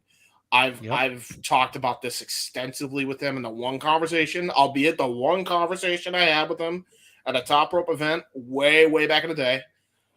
He fought Teddy Goods, for those who may have remembered that name on AEW Dark. Fought Teddy Goods for the Top Rope Promotions heavyweight title in what was a fucking awesome match, by the way, that I'd probably recommend anybody. That's how good it was. And yeah, man, he was awesome. He was such a personal guy. He really was about putting the other guy over himself. He's always been a selfless Guerrero in that regard. Yeah, and I think another key factor in all this, to my knowledge, Arlene, Rey Mysterio has not commented about this. Mm-mm. If this was something that was supposed to really be negative, if Chavo was really going off on something, I think Rey would have said something by now. But the fact that he kept his mouth shut tells me that Rey knew that Chavo was working the audience. Yeah, because Rey knows the way the Guerrero family feels about him personally. Rey's, whether there is turmoil amongst the Guerreros internally or not, the Guerrero family and the Gutierrez Mysterio family have always gotten along famously. If they hadn't, there would have never been a custody of Dominic gimmick in the first fucking place. Exactly. Yeah. That said, as well, another thing, and really quickly, just so that these comments don't get lost in the shuffle, James Emmanuel, I don't know. I think Chavo will get in the Hall of Fame someday. For sure he will. He deserves it. Whether it'll be as a solo, whether it'll be as the tag team of Los Guerreros, whether it's an entire clumping of the Guerrero family going back to Gory, Hector, Mondo, Chavo Sr. Yes. In some way, shape, or form, Chavo will get inducted. If you figure, and again, this is no disrespect to these names, but if you figure people like Coco Beware, Hillbilly Jim, Drew Carey are in the Hall of Fame, Chavo Guerrero damn sure deserves a spot. Yeah, he's going in eventually. Just saying. I doubt. And especially when you factor in that he was one of the SmackDown 6. And really helped contribute to the early identity of the Blue brand. Along with Uncle Eddie, along with Angle and Benoit. He was the sixth. Edge and, oh wait, that's right, Rey Mysterio. Yep. Yeah, he was the sixth guy in SmackDown 6. Everybody calls it the SmackDown 6 too, by the way. I always call it the SmackDown 8 because that 2002 period, you got to put Taker. You got to put Brock and Taker in that list too. But those guys were main eventers. They were going to be the headliners. The fact that the other 6, with the exception at the time of Angle, weren't main eventers yet. Benoit was on the cusp, but the other 4 for sure weren't even near it just yet. And then they became the brand and the main event. That's a fair shout, Matthew. I think the SmackDown 6 should be inducted as a unit, which may be the only way Benoit gets an induction. Mm-hmm. That's if they recognize it like that too, WWE officially. Surprised they haven't done some sort of documentary special on that. The SmackDown 6, like Deserted Days. Yeah. I would love to see that. Yeah, especially from. I would probably watch that. Chavo never wanted to be one of the guys that broke out. He always wanted to just be in that. He was content with just being in that tag team with Eddie until Eddie was ready to break out on his own and then have a feud with them to get him to that level. Yeah, he was in that comfort zone. he never wanted to be a world champion. And even when he was technically a world champion with the ECW belt, and like he knew it wasn't going to last, and he wasn't going to be a prominent guy. So it was just like, and even then, he was like the main lackey to Edge for Edge. So it's like, you know, it's cool. You know, I think, again, as JJ said, I think we would have heard something by now, and he has said way too many positive things about the Guerrero for me to think that this is anything but kayfabe here. Look at the history, not the typing. Truth. Mm-hmm. It called the research. Whoa. Anybody else have anything they want to add about this? I think Josh is still big gangy with Chavo. Are you still big gangy with Chavo? If he was working us, I mean, still, if he was being serious, you're an idiot. That's all I gotta say. I will. Hey, we'll be the first to say it if it turns out it was legit, and then we'll fucking. I'll have a whole different tune on Chavo, but Yeah, for real. I highly doubt it, man. I really like I said, it just how he worded that tweet too. It really just seemed like he was saying that just because the reaction was not going in his favor. But that's what it seemed like. If it isn't, then okay. When did Rey Mysterio lose the championship to King Booker because Chavo screwed him? When was that? Great American Bash. That would have been year. Yeah. July, right? Was it No, not what month, what year? 2006. Okay. Yeah. So maybe it was like maybe it was paying tribute to that feud. I don't know. Or maybe it was the 2002 like. Maybe it was the first time in 2000. Maybe he's just kind of like working the fans, and it happens to be right around the time. I think he debuted in WWE around this time in May, right, or end of April, beginning of May. So that would also kind of correlate with it being work, is that he's just kind of like fucking with the fans to be like, I still got it, and then it happens to be, oh, look at this, Rey Mysterio and Chavo Guerrero had their first match on SmackDown for Rey Mysterio's debut. In 2002. And, you know, it could also be a way of trying to, like, subtly get people ready for him to maybe have a comeback. We've got the LWO back on our television screens. Legado del Fantasma has always been better as heels. Yep. Chavo come in, take the LWO over. Yo. I'd be down Okay, for that. I'm not gonna lie. That'd be pretty cool. Considering I'd be pretty happy. Now the with this. Fantasma has not had a win since who knows when. Which I'm not against. I'm not against them necessarily as baby faces, but this whole Santos Escobar damn near kissing Ray's ass every week on my TV screen. I'm like, bro. Yeah, right.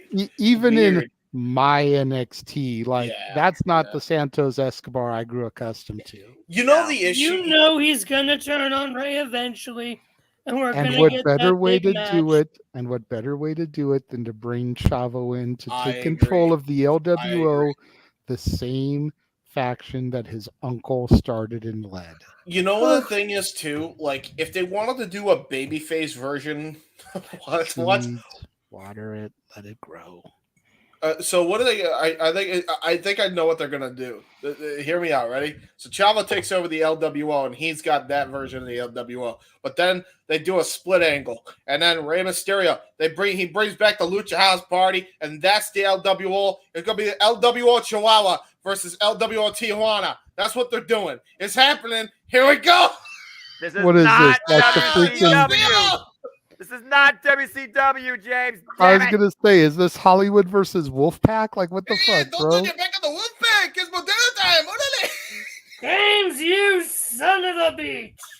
Oh my god. I still want them to bring in a TNA style faction. I was trying to get this up when they were doing the No DQ review a couple weeks ago.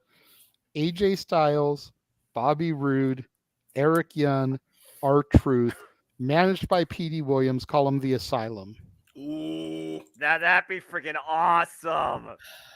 Especially if it means I get the it factor of TNA back, Bobby Roode, who ran rep shot over TNA for better part of a year. Now have them do that in WWE, but as a TNA style contingent, a faction. Hey, if WWE's smart enough to book it, I think Triple H is. We'll see what happens. That's the caveat. That is the caveat I will give you, because I do feel like if nobody else out of those names, Bobby Roode's got to be a Triple H guy. Yeah, for sure. Bad James. Bad James. Are you bad? Bad. You hurt Josh earlier with the whole Latino versus Latino orderly warfare. You No, made me slide off the couch, damn it. Hey, it could have been worse. I could have said Modelo on a pole match. All right, it didn't go there. It didn't go there. Glorious. Oh my gosh, I never missed seen the that. movie. Victorious. Modelo was fucking All right. Not copyright. Good conversation about that. Before we get into the main event for the evening, which we already had a little preview conversation about earlier on, we are going to take a very, very quick 40-second quick. So don't be going and getting up. Here's a look at the watch-alongs that are going to be coming up here across the multiverse of media. Damn you, James, you asshole.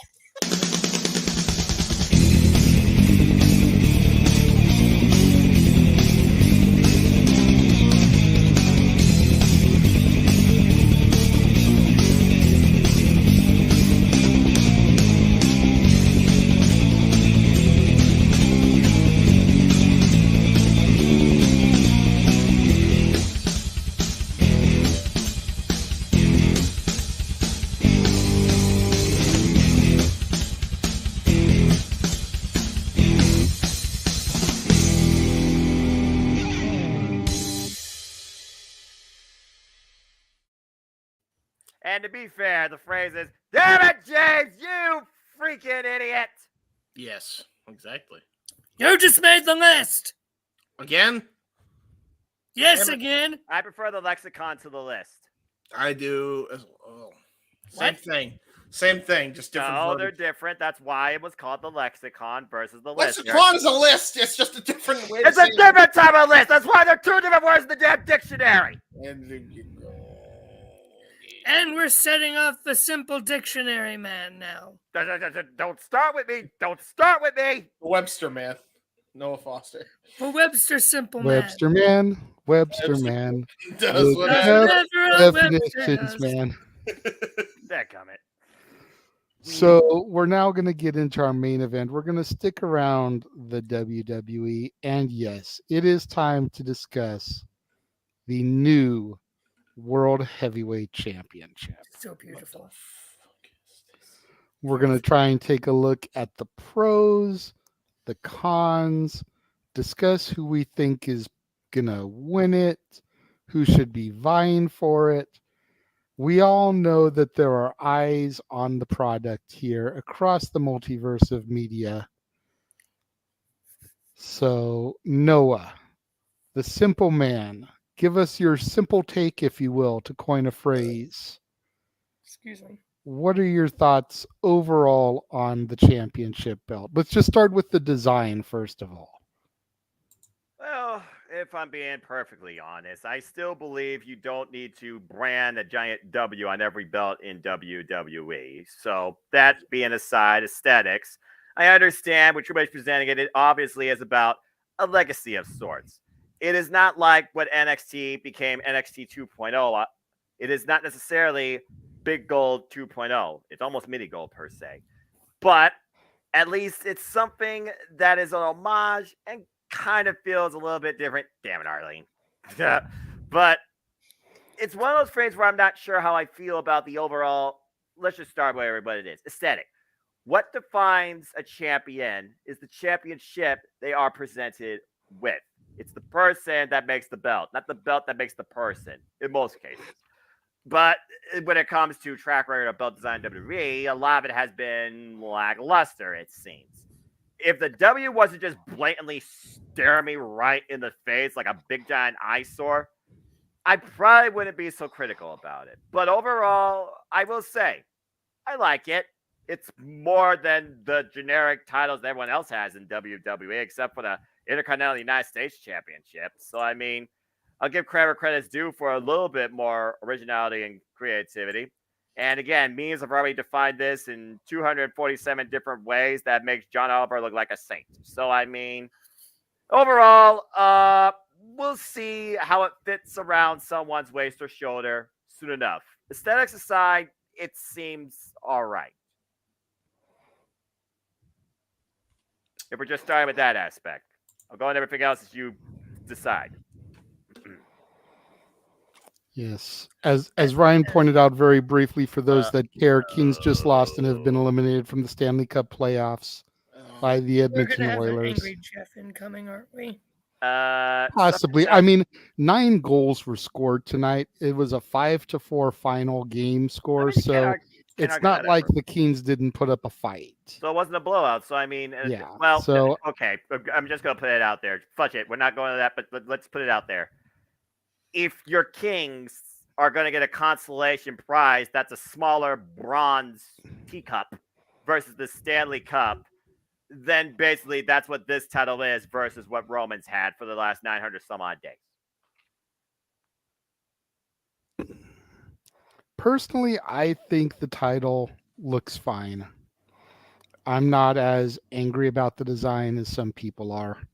Not either. And I'm not going to go that far. I mean, I think the big point of contention, and we'll get to that in the next portion of the conversation about this, is who is going to be the first champion. But before we get to that, James or Josh, anything that you guys would like to say about the design and the look of the new championship? the presentation, if you will. Yes. Save the who's gonna win and all that stuff. We'll get to that, but keep it topical. The design right now. May I see this design? Yes. Bring it up for you one more time. Just a second, and boop. Yeah. Okay. So I'm not. I want to preface this by saying, first off, this is about, and I'm not angry, super angry. It's about whatever. That said, oh man, I am not a fan. I look at this and it's like, okay, it's like they wanted to be. There's a couple things wrong with it besides the big branding of the big or whatever, but like, okay, that's not necessarily bad in and of itself. My issue is the fucking relief work is all over the place. And I don't even know what it's trying to convey at all. It's like they wanted to do like the big gold belt relief work, but like the difference between the big relief work and the big gold is there was a pattern to it, and you could tell the artistry was like there was a method to the madness with the big gold, you know, with all the it was like hieroglyphic. The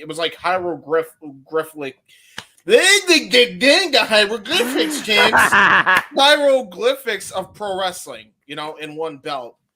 Whereas, like, this is just like they did relief work for the sake of relief work. They went to the belt maker and he was like, and they were like, how much relief work do you want in this belt? And they said, yes, you know, and then I think Azuma would probably give us a better idea to find that, but I kind of can understand where he's coming from. It's just, it's very ugly, the relief work. It's not attractive to me. Like, it feels like it's just bumpy. It's like they made a bunch of mountains out of gold, and then they're like, all right, put that shit on a belt. If nothing else, you send that to someone's forehead, it would definitely leave a mark. Yeah. True. I mean, try to hit somebody with the belt on that one, and then you're getting cut open hard way if you accidentally hit them the wrong way. I don't know. But yeah, I would have probably, if they wanted to bring back the big gold belt, I would have done a lot less relief work, and so that way the big globe and the W would pop more, because I think that would have made it a lot cleaner. I wonder if they should have just gone with a smooth center gold plate. Personally, just like smooth, flat plates. I think what they should have done is, you know, what they did with the WWE Big Gold, which is they took the WCW one, but they lessen the relief work so that it would pop more. Mm-hmm. That's what I think this belt needed. That's just me, but I don't know. It's a belt. I ain't angry about it like a lot of people online. They're just like, belt is ugly. It's like, it's whatever. Like, it's just a belt, bro. Like, whatever, man. You're wrong for that one, Emmanuel. What? Exactly. Bad, Emmanuel. No. Bad. Oh, okay. He's Not doing, again. He's doing SummerSlam 2016 all over again. I see. No, I'm a Balor fan. He's in my Let's- top 5. Bad, Emmanuel. Let's not talk about 2016 again, please. Thanks. And 2017. And I mean, it started all off that great, but time. I mean, it started off with promise, and then. But Don't you lie. It started off great on SmackDown, and Raw ended up tailing off after like 4 weeks. That's what I meant, dude. Duh. SmackDown had the better product. True. Anyway. See, to me, this championship looks like an amalgamation of the big gold belt and the belt that superstar Billy Graham used to carry. Yeah, but if that was gonna be the case, the issue is where's the bird? I don't see a bird. The I just WWE logo is the bird, but you look at okay. But it's like, okay, It's just yeah, I don't staring know. out right at you. Just I don't know. See, I like that belt better though, because then it's like, okay, that's simple enough. You know, it's actually cooler looking in that regard. Mike went by that design, I think, for when he created the belt, and it looked really cool. And they went with, I don't even know, fucking mountains. It just looks like mountains. They just made mountain ranges on the title. I don't know how else to describe it. I mean, they can't do Titan Towers anymore. They don't own that building. They made the fucking, they made Mount Everest on like 3 different places. I get it. So the belt's a geography lesson. So the left side is the Mount Everest, and then the Appalachian, the Rocky Mountains, and then the right hand side is your Appalachians. Yeah. So, okay. So And the big globe actually represents Yellowstone Park. It's a world title. So you got the Andes here, you got the Alps here. There's the Himalayas. So. God damn it, you guys. All right, so we've gone over the aesthetics of the title belt. Well, hold on. Josh gets Okay, go ahead. I heard Josh at the beginning talk about how he thought it was pretty, so I figured that was enough for Josh. No, trust me. No disrespect We've been intended. shitting on this belt. We've been roasting it. He needs to Can you at put least say the image of this beautiful baby back up again? Look, if you're not going to be critical, you might as well be hysterical. Put back the red gems in their spots again for this one. I wish there was a nameplate. Unfortunately, they got silver merch with those side plates. Yeah. I would not be surprised if they made that globe red now that the title's exclusive to Raw. Big old blood spot. That's my thought. I like it because, again, you have to do it. You can't just bring back that, big gold belt. Emmanuel. I I wouldn't go that far, bro. I mean, it looks Bro, good. I wouldn't go that which far, belt it is. bro. Thank goodness we don't have a game to No, don't worry about it, Josh. Go ahead. Okay. Don't worry let about Josh it. finish your point. You know what belt this is supposed to be. You know what lineage it's supposed to represent, and you know who it's for now. I like it. I think it's good, and I think that they made a point to make it not be a WWE title 3.0 knockoff like the stupid Universal title was. And I still think if they're going to replace both those belts with the new one too, that will probably be more like the actual Winged Eagle. But I digress. Yeah, I Which still is, again, think what that I once think Cody finishes his story, he's resurrecting the Winged Eagle. So, Which is why we've actually been seeing WWE, even though it's the anniversary of the WWE title, I think that's also part of the reason we've been seeing WWE on their social media posting all the different images of the former iterations of the WWE title and all the different title belts. I'm just going to say this, though, for the record. Less is more. The AEW World Championship, the IWGP former Division 4 Heavyweight Championship. A nameplate is enough to present the person that actually holds the damn title. Just saying. Yeah. I agree, but merch. Well, fuck merch. Be conservative. You'll live I mean, better. you can do merch. I'm not even against the side plates. Again, that's not really the crux of the issue. No. It's just one of those things that I think about, though. Peaks and valleys, my friend. Peaks and valleys. Okay, well, wait. We're talking about mountains again, or are we talking about pros and cons actually here? Yes. All right. I'm done with mine, JJ. What's So that? that concludes part 1, apparently. I said I was done with my part for that, Okay. JJ. Right. We know you're trolling right now, Emmanuel. It's all good.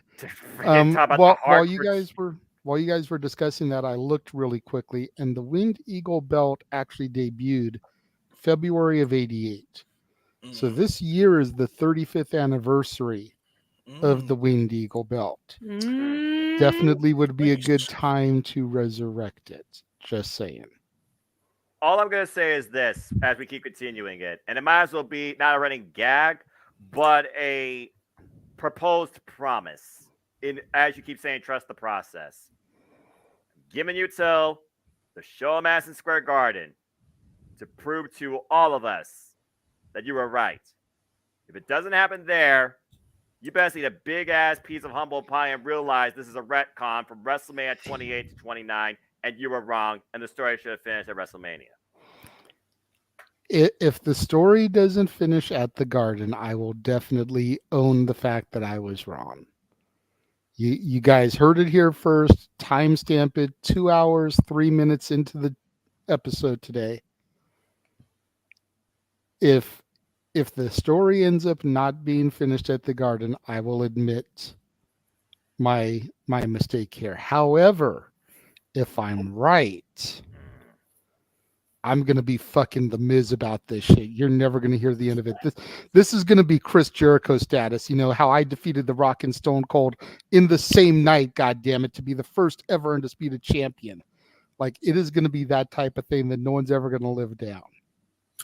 My friend Tyler here at home, he never lets me live down the fact that I jumped off his couch 6 feet right in front of the TV when Matt Cardona won the IC title, and that I called Shane McMahon returning on that day in 2016. Well, there you go. Okay, so we concluded part 1 on the report card of the whatever the fuck they're calling this. The World Heavyweight Championship. What are they calling it? Just heavyweight. They're still calling it the WWE World Heavyweight Championship. WWE, so the official name is WWE World Heavyweight Championship. Mm-hmm. Okay, I think Triple H is name. just calling it World Heavyweight Championship. But you gotta put a long enough, big, giant ass CGI graphic that no one sees unless you look at a VR headset. So whatever. Anyway, so we talked about the name as the report card goes down. We talked about the overall. What are we talking about here? What would you call that? Presentation? Yes, the aesthetics, if you will. Yes, aesthetics. Yes. So now we need to discuss who the viable contenders and challengers are. And obviously, we can't get too deep into that until the draft is over and concludes officially on Monday. But everyone is already talking about Cody Rhodes, obviously, because he is still on Raw, which is what is, making the whole term consolation prize circulate as far as this championship, because, well, Cody couldn't defeat Roman, so they're going to create a title to give him. Trust the process. Cody's not going to get this. If anything, I think Cody is going to get to the finals in the tournament and lose. And it'll be just another setback, just some more fuel to the fire, because at the end of the day, we're all going to feel cheated if he wins it. Bingo. So you don't want him to win it, but you don't want him to get eliminated in the first round. No. You want him to go to the finals against somebody like a Seth Rollins, who he's already got a long history with in the company, you know, with that series of matches last year, including one inside of a cell for almost 30 minutes that he competed with a torn pec during. And Seth freaking Rollins is 0-3. against him. So for him to get the big victory when there's the vacant championship on the line kind of helps redeem Seth. Mm-hmm. So there's Seth Rollins as a potential. Then you've got the King of Strong Style who just got drafted, Shinsuke Nakamura, who's a viable contender. You've got Finn Balor, As of right who now. is a viable contender for now. Again, the draft is still happening, so he could end up getting drafted, which is why, Josh, while I noticed I wasn't going to say him at first because we don't know if he's going to get drafted to SmackDown or not. True, and I hope he does. But if Finn Balor stays on Raw, he's a challenger. You've got Drew McIntyre, the Scottish sociopath that just got drafted over. You've got Brock Lesnar. You've got the free agency of both Omos and Dolph Ziggler. You know, Dolph, we all got the tidbit from Jeff Meacham on Open Mic Night a week or so ago about how Dolph's not going to do competing on Friday because that's a big comedy club night. But I could see him in that tournament on Raw. Yeah, he could definitely work with somebody, maybe called up from NXT in the opening round, JD McDonough. So, I mean, I could definitely see something like that happening. You know, and then again, Omos. We talked about it on the show today. You don't want Omos to be tied down to a brand because he's a spectacle. He is an attraction. You know, we talked a little bit about the possibility of a him versus Roman match being almost on par with Andre Hogan because of the spectacle behind everything. If nothing else, You know, is Omos going to win the tournament? Fuck no. But if he's in it, then everyone's going to be like, who's going to take him out? And there's some intrigue, at least for a couple weeks. Let him get past the first round and then get defeated in the second round or the semis, depending on how long the tournament's going to go. Yeah, just feed him Mustafa Ali in the opening round. Damn, don't do that. He's not Joe Hendry. Hey, Joe Henry's a champion. Damn. Okay, you got me there. I can't say nothing on that one. Mustafa Ali was a cruiserweight champion. He's a digital media Sure it champion. was. Does that even count? Yeah, it does, because he's already defended it 4 successful times, including on pay-per-view. Want to keep Mustafa Ali going? was cruiserweight champion. An actual Hey, title. Josh, what's the state of the cruiserweight division? Oh, that's right. It no longer exists. He died. But I do like the fact there's one name here mentioned that we have not talked about. Again, hasn't been drafted yet, but LA Knight. Another strong possibility. Give this man a championship, damn it. I don't think he's ready to be the inaugural world heavyweight champion, No, but give him a but I chance, if definitely nothing else. could see him in contention, much like I could see Gunther in the tournament. That'd be weird because then you start that whole idea of 2 titles, the mid-card in the world, how that worked out with Seth freaking Rollins in the United States and the freaking WWE Heavyweight Championship. Just saying.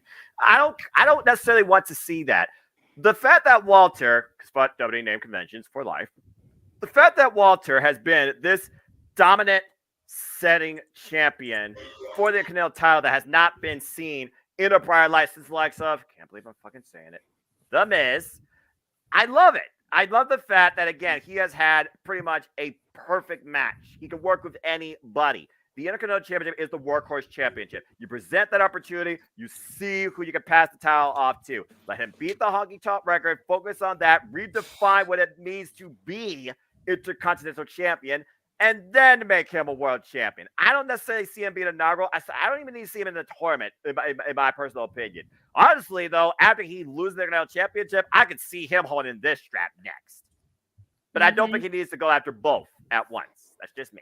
Emmanuel with the $5 super chat real quick. Thank you, Emmanuel, saying he's still waiting for Triple H to make an announcement of Mauro Ronaldo and Pat McAfee to be a pay-per-view duo But at this point, it's never going to happen. Dreamers can dream, Emmanuel. Dreamers can dream. As now JJ is listening to that wonderful man's voice and freaking pop culture references now from my NXT. Damn it. Then you've got Arlene bringing up Riddle is still on Raw. He should be in the tournament. You just mentioned The Miz should be in the tournament. Yes. Yeah, okay, fine. You know, there's a lot of viable contenders right now on Raw, but I think if I were booking it, I think I would probably go with either Shinsuke Nakamura or Seth Rollins. And I think Seth Rollins versus Cody Rhodes in the finals, with Seth finally getting the victory, is where I would put my money. The inaugural NXT champion, the inaugural World Heavyweight champion. Right. Winning a tournament both times. Right. Triple H's NXT to the main roster. Right. You know, I see the parallels, and I think that would just be a beautiful way to come full circle. Now, just confirm this with me, and especially since I just watched that match before we came on the air. You know, Seth Rollins winning the title in the tournament. Yep, the original Jinder Mahal. Don't hinder the gender. Forget Jinder Mahal. Oh my gosh. So I just want to clarify one thing here. This champion's actually being crowned at Night of Champions, right? Yes. From my understanding, yes, we're going to have the matches probably beginning this week on Raw and building up to crowning the champion at Night of Champions. 1, 2, 3. Did Triple H actually say there was going to be a tournament? Or did he just say, we're going to crown the new champion at Night of Champions? That's a good point. I don't even know if there's a tournament for this. That's fair. I don't think he announced a tournament per se. That would be a smart thing to do. But you got to figure with the King of the Ring tournament having been either delayed or scratched for Night of Champions, you could hold a King of the Ring tournament over the course of Raw the next couple of weeks, with the finals of the tournament winning the championship. That's what I was thinking, because in my opinion, this needs to be defined through a tournament. And truth be told, WWE Convention, they're not going to have qualifying matches likely. They're just going to have, you're in it, you're in it, you're in it, you're in it, you're in it, you're in it, you're in it. But at least the tournament adds some substantial value to the chase for the prize. So hopefully we get some sort of tournament bracket announced, if nothing else, this coming Monday night. Although, honestly, I can literally see them doing it after the draft is official and start this actual tournament thing after Backlash, since right now, this week is a thrown-together week. The only thing that matters is the Monday night draft, and then you go into Backlash, which is a thrown-together show itself that has little or no value on the current direction of WWE going forward because of the draft. Again. That's fair. I mean, there will be 3 weeks of Raw after this week before Night of Champions. So, Emmanuel saying, someone said whoever wins gets the confetti, and then you hear, I hear voices in my head. SummerSlam all over again. I mean, it would be a great way. It would be a great way to bring Randy back. Yeah, I suppose that's if he can come back. Because again, let's just put it out there. We still don't know his current state. But again, the way I think they should handle this, you got this thrown together show at Backlash. Marketing, damn it, marketing. Finish the draft Monday. Focus on your way to Puerto Rico because that's cool. And then once that's over, the following Monday, start the tournament because you damn sure need to do something to make 3 hours watchable. Or even make the first match at Backlash. That'd be a nice addition, yeah. Go ahead. No, I didn't mean to step on you. No, I was just saying, have you noticed lately when it comes to WWE premium live events, they farm in like a random match or moment just for the people there that have no idea going into it. So I can see them doing that. King Mike, I still believe that Money in the Bank is going to go to Cody Rhodes, and he is going to cash in that Friday at the Garden on Roman Reigns, finishing his story the same way it started with Dusty in the Garden, not quite capturing the WWF Championship, but thinking that he did. I still say that's how Money in the Bank is going to go. I still say that's how the story ends. July 1st can't come soon enough for us to call that, and for you to either go down in a blaze of glory or ascend to absolute certainty. I cannot wait to make or break that night with you on commentary. Yes, James, I saw your hand first.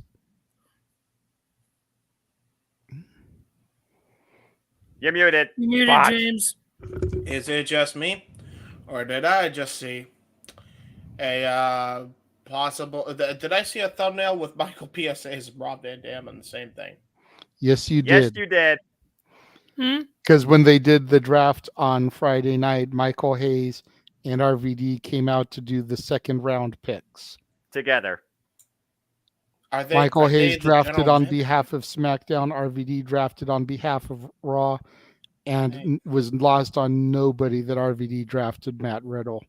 With the card upside down, can I please just put that out there? I'm confused. So is P.S. Hayes the general manager of SmackDown? And No, Van Dam's no, the they general just manager of Raw? no. For you who doesn't tune in, they just basically tried to bring some star power. Triple H came out, did the first 4 picks, 2 for SmackDown, 2 for Raw. Then Michael Hayes and RVD came out again. Hayes for SmackDown, RVD for Raw. Then they had JBL and Teddy Long come out. JBL did SmackDown, Teddy Long did Raw. Then they had Shawn Michaels and Road Dogg come out. Shawn Michaels did SmackDown, and Road Dogg did Raw. Yeah, basically, James, they And gave Road Dogg people- with the joke of the night, making a comment about Shawn Michaels losing his smile twice because he just had lost Alba Fire and Isla Dawn, and then went on to lose Indy Hartwell also. who are all 3 women's champions currently in NXT. I was waiting for that sort of reaction by him. But yeah, it was just to give people who were sitting there live their minds for it, because they were there for a draft and then a bunch of farmed-in matches on SmackDown that didn't really mean jack shit. We also didn't even address the factor of Sammy or KO, and since they weren't drafted on SmackDown, possibly main event Jey Uso. And maybe that'd be like the last chance to earn their way back. I was going to say, could you imagine if Roman has the Undisputed Universal title and then Jey Uso gets the World Heavyweight title? Yeah, just put them on Roman Reigns. That way Roman Reigns has something to wear around his waist and 2 belts on his shoulder. No. And by the way, Arlene, no one wants to see that viral disease with the championship. Honestly, I said the same thing to Jeff. I said, what if it's Logan Paul? Oh God. Because and hear me out, okay? Hear out my reasoning behind this. I'm gonna hear you. I always hear you. It is business. You know, at the end of the day, is Logan Paul going to have a long run with the belt? No, he's not that guy. But there's already talk going around about the new championship. Logan Paul is somebody that's got how many Twitter follows? How many Instagram followers? What kind of social media presence? He wins the title in Saudi Arabia and then loses it at Money in the Bank or at SummerSlam. Worst case scenario, holding it till August. You've got all that buzz. You've got all that generation. Everything that WCW tried to do and succeeded at with making David Arquette WCW champion for that year, for that 1 week that he was champion, would happen for Logan Paul. The difference is Logan Paul has actually had a few different matches behind him, whereas David Arquette won it in his first match. And Logan Paul is leaps and bounds a better performer than David Arquette was at that point. David Arquette became a decent enough performer in later years, going back to the indie circuit, learning things the right way, getting grass-rooted in the business. Logan Paul already has all of that. And again, you talk about buzz, you talk about business, you talk about viral moments. Every news outlet, NBC, ABC, Fox, CBS, CNN, MSNBC, CNBC, ESPN, Fox Sports West, every single one of those outlets is now covering Logan Paul as the first ever WWE World Heavyweight Champion. Again, I see the look on your face, Noah, before I let you loose.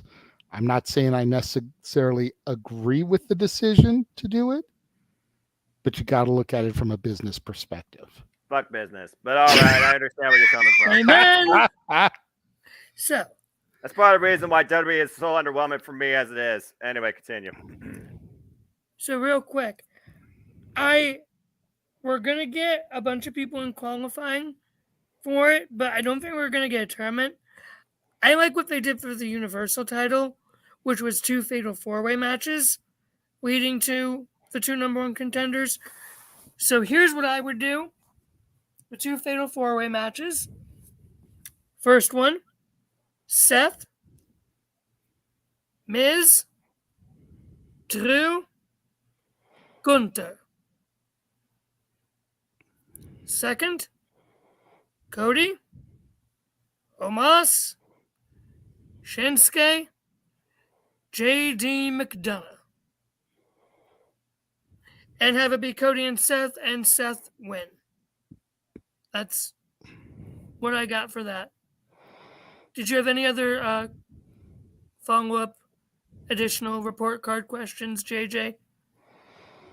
No, that was the main ones for this. Thoughts on the way the belt looked and who we think could be potentially getting the championship. So okay, I saw your private chat. If you need to go ahead and bow out, feel free, my friend. We appreciate you being here. Yeah, I'm just going to wrap up a few comments. Feel free to join us in the chat room at least and post comments.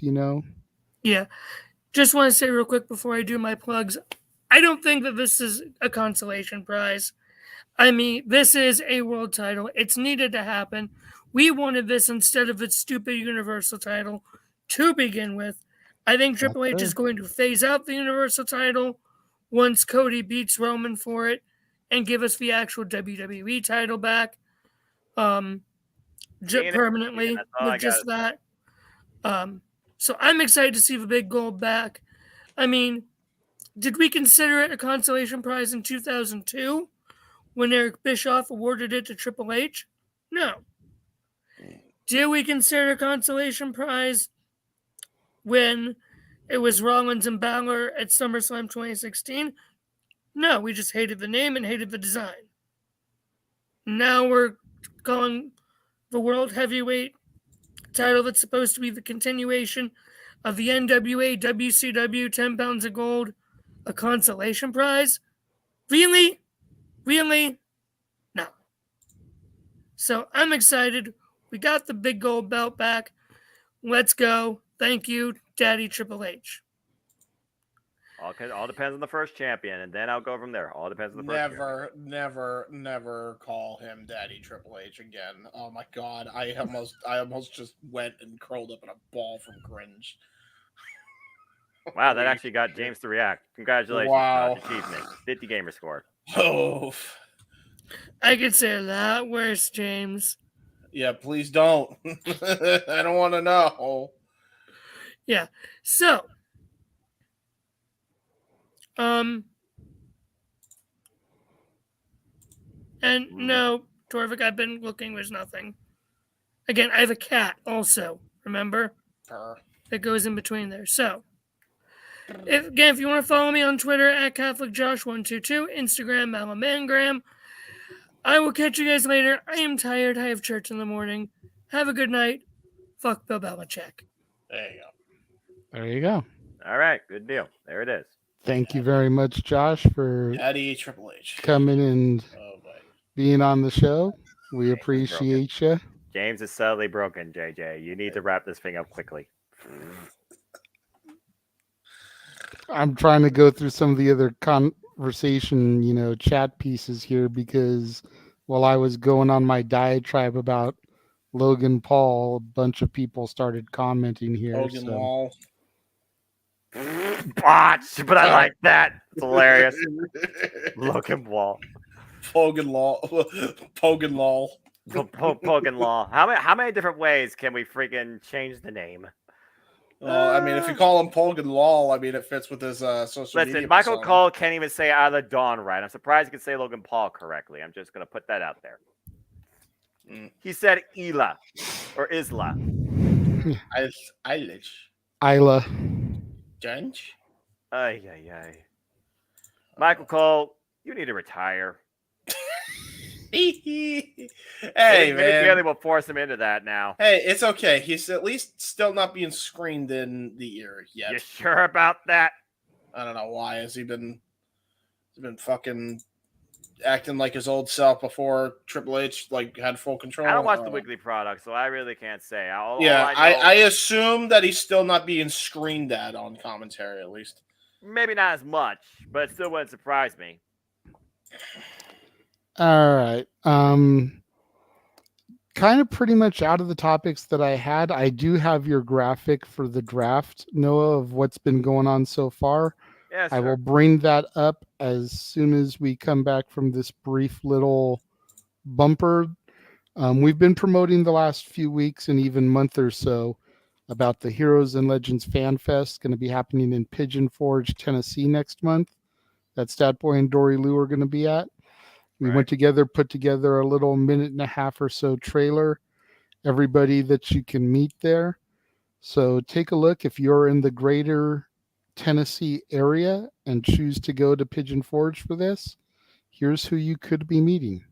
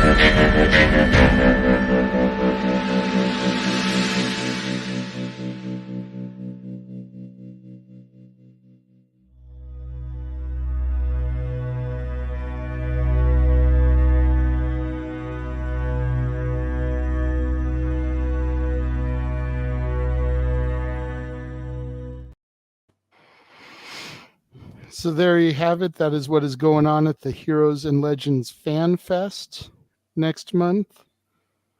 Nice. Very nice. All right. Well, again, it's one of those things where, again, you see a lot of cool people. But bottom line, go definitely check out our sports bar bartenders, Dory Lou and that boy, Mikey.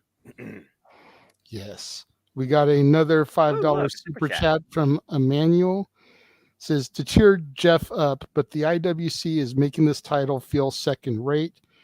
Let WWE make this title special before saying consolation prize. Listen, John Oliver hasn't even gone on a sub-tangent and talked about how you unwrap this title and you could just see consolation. All right. Let's not, assume anything before it's truly presented. All right. Let's see what happens and then go from there. Then we can John Oliver rant about once we see who's racing around first. Whether we talk about the title or the winner, That will be the fun. But seriously, people, it just was presented on our screen. Let's just wait and see. Yes. And then Arlene with a $4.99 super chat. Thank you, Arlene. She says she came late, so sorry if we talked about this already. Who do we see replacing the NXT Women's Champion and the Tag Champion, since those people have been drafted? No, don't care. Sorry. Okay, come on, James. Let's be a little bit fair. I know you don't watch the current product. I think a lot of it has to do with who still stays in the company, or I should say in the brand, In the brand, JJ. following Raw. The thing I is, would right say- now, I would say the two odds-on favorites for the NXT Women's Champion Yeah. are either Gigi or JC. And I would say that the odds-on favorite for the NXT Women's Tag Titles is probably Kaden Carter and Katana Chance, since they challenged Alba Fire and Isla Dawn to a match for this week on NXT. I agree on the KC Square connection, because if I'm perfectly honest with you right now, JJ, that right now sounds like your only women's tag team you actually have right now in your NXT, since the other one broke up again. Pretty much. So yeah, that sounds like the definitive choice for the tag straps. But as far as the women's title goes, I mean, Roxanne Perez, former NXT Women's Champion, Tiffany Stratton, she's been trying to go after it. She came up short. Lyra Valkyria has put her name into there. So Ruga was on the rise, but she's injured. Gigi and JC are going to figure each other out to the point that one of them's going to probably leave your NXT if not get drafted. So I think Gigi has more potential to be it. But until she gets over this feud with JC, I just don't see it happening quite yet. So looking at the most predominant female figure in your NXT, if they're not going to go with a previous champion, this honestly could be an opportunity where Cora Jade sweeps in and takes it. Yeah, that's what Daniel was saying, Cora Jade, but I have a feeling she's going to get drafted. She worked a dark match last week on Raw. She's been being scouted. There's been a lot of buzz about her coming up along with Roxanne Perez. So I wouldn't be surprised to see Cora get drafted on Raw, which is the only reason why I didn't say her. I figured the biggest feud within NXT right now, with the huge question mark surrounding Cora and Roxy, is Gigi and JC. And so you have a match between the two of them to determine the new NXT Women's Champion. Well, we talk about, Probably a battleground. Well, yeah, and we talked about, okay, how they're going to define the challengers to challenge to be the first this title.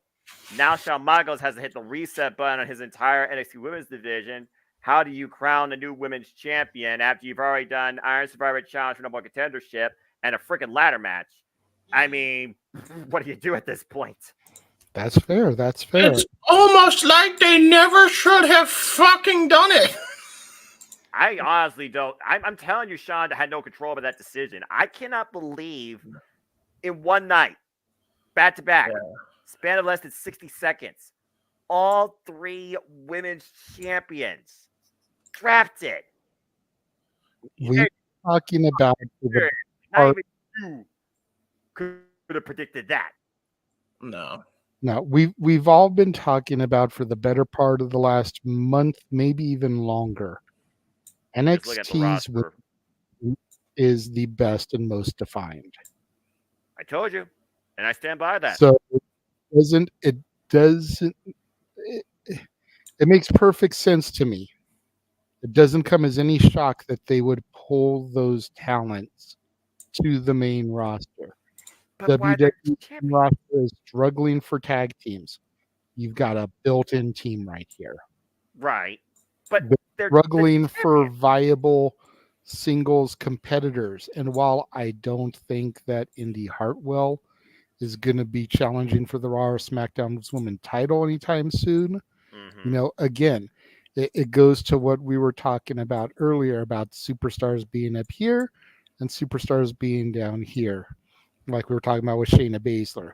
Right. No No disrespect to Indy Hartwell, but in the landscape of the main roster, she's down here.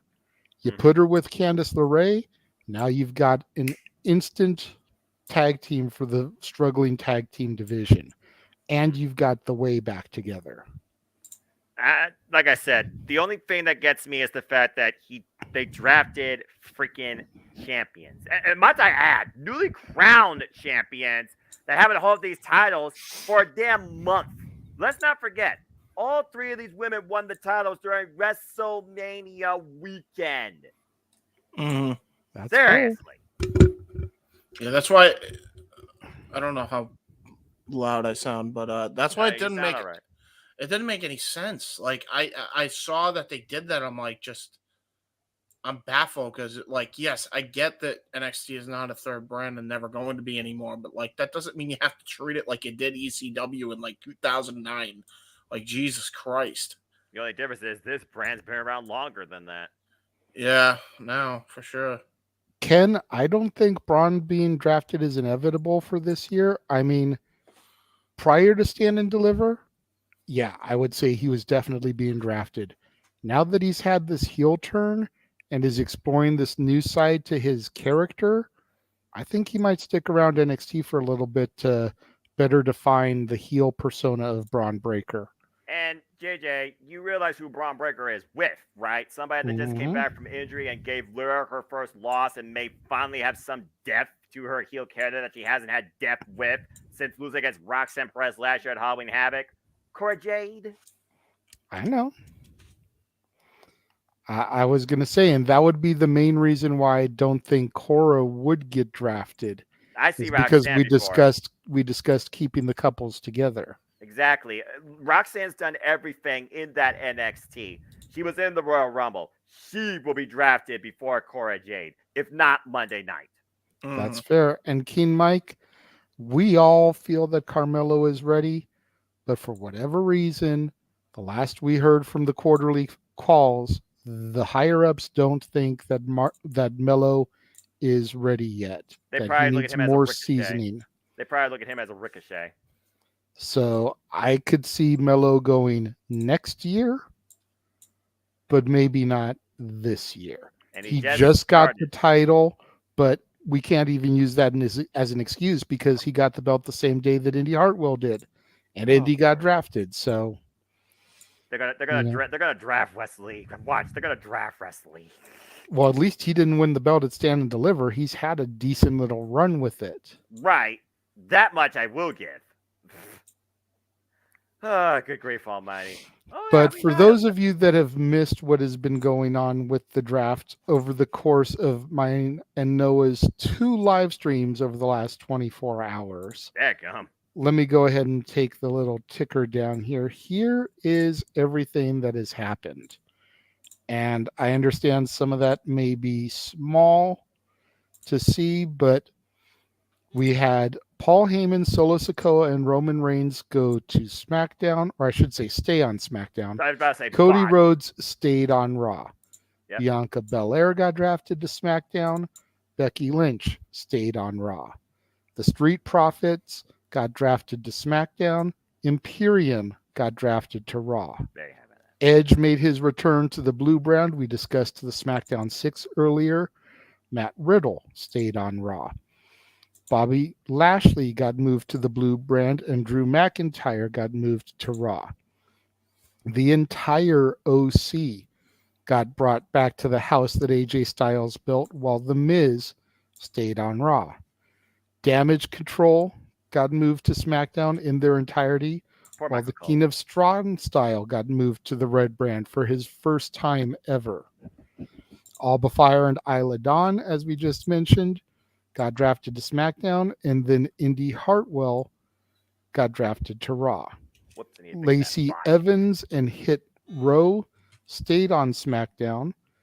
JD McDonough, Zoe Stark, and Apollo Crews got drafted to Raw, along with the Viking Raiders. Chelsea Green and Sonya Deville. Dexter Loomis stays on Raw. Natalya got moved to Raw. Valhalla got moved to Raw along with the Viking Raiders. Candice LeRae and the Maximum Male Models all stayed on Raw. So that is what has happened to date.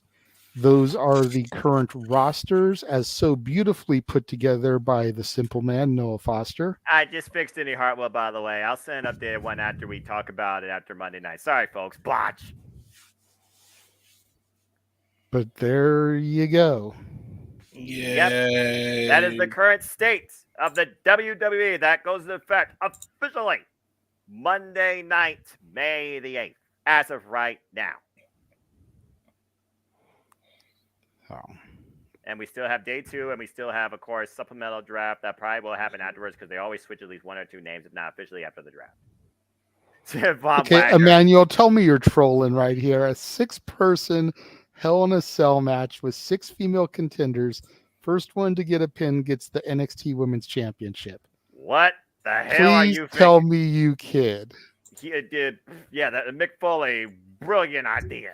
Armageddon all over again, yeah. See, but which one is going to get choke slammed off the top of the cell into the back of a pickup truck with hay in it? That's one Armageddon we're better off forgetting. I'm just going to say that for the record. Hey, that's a good one. What do you mean? For that moment of that match, I mean, that match ruled. The match ruled, though. It was overkill. I loved it. Oh, good grief almighty. Well, now. So that is everything that we had to discuss here this evening.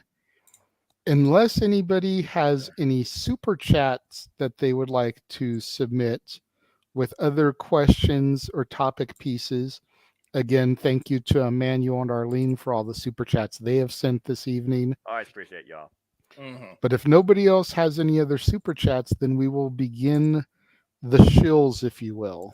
Yes, sir. And maybe actually get out of here at a halfway reasonable time. You know, it's 10:30, and we've, at least on my side of things, so that's what, 1:30 for you? Yeah, Bastard, that's why I we've said, kind of gotten our shit in already, so. This is the 3rd time I've been on video in 24 hours, so I mean, I'm cool with it. Emmanuel says, hang on, switching channels. No. Because he loves to be fair. He likes to make sure that he super chats me and Jeff both. So and I appreciate that, Emmanuel. We're going to be here for another 2 hours. Stay in touch. Shut up, Jay. Shut up. Don't give him ideas. Shut up. So first and foremost, while we wait for Emmanuel to switch channels and get his super chat in, make sure you follow your barkeeps on Twitter at Hathaway Lou, at LBStatKid1977. Of course, you can check out Statboy Sports Bar featuring Dory Lou every Tuesday, 4 o'clock Pacific, 7 o'clock Eastern. The food is hot, the beer is ice cold, and the seats are warm, so pull up a bar stool and engage with Statboy Mike and Dory Lou, your 2 barkeeps, the latest in professional sports conversation.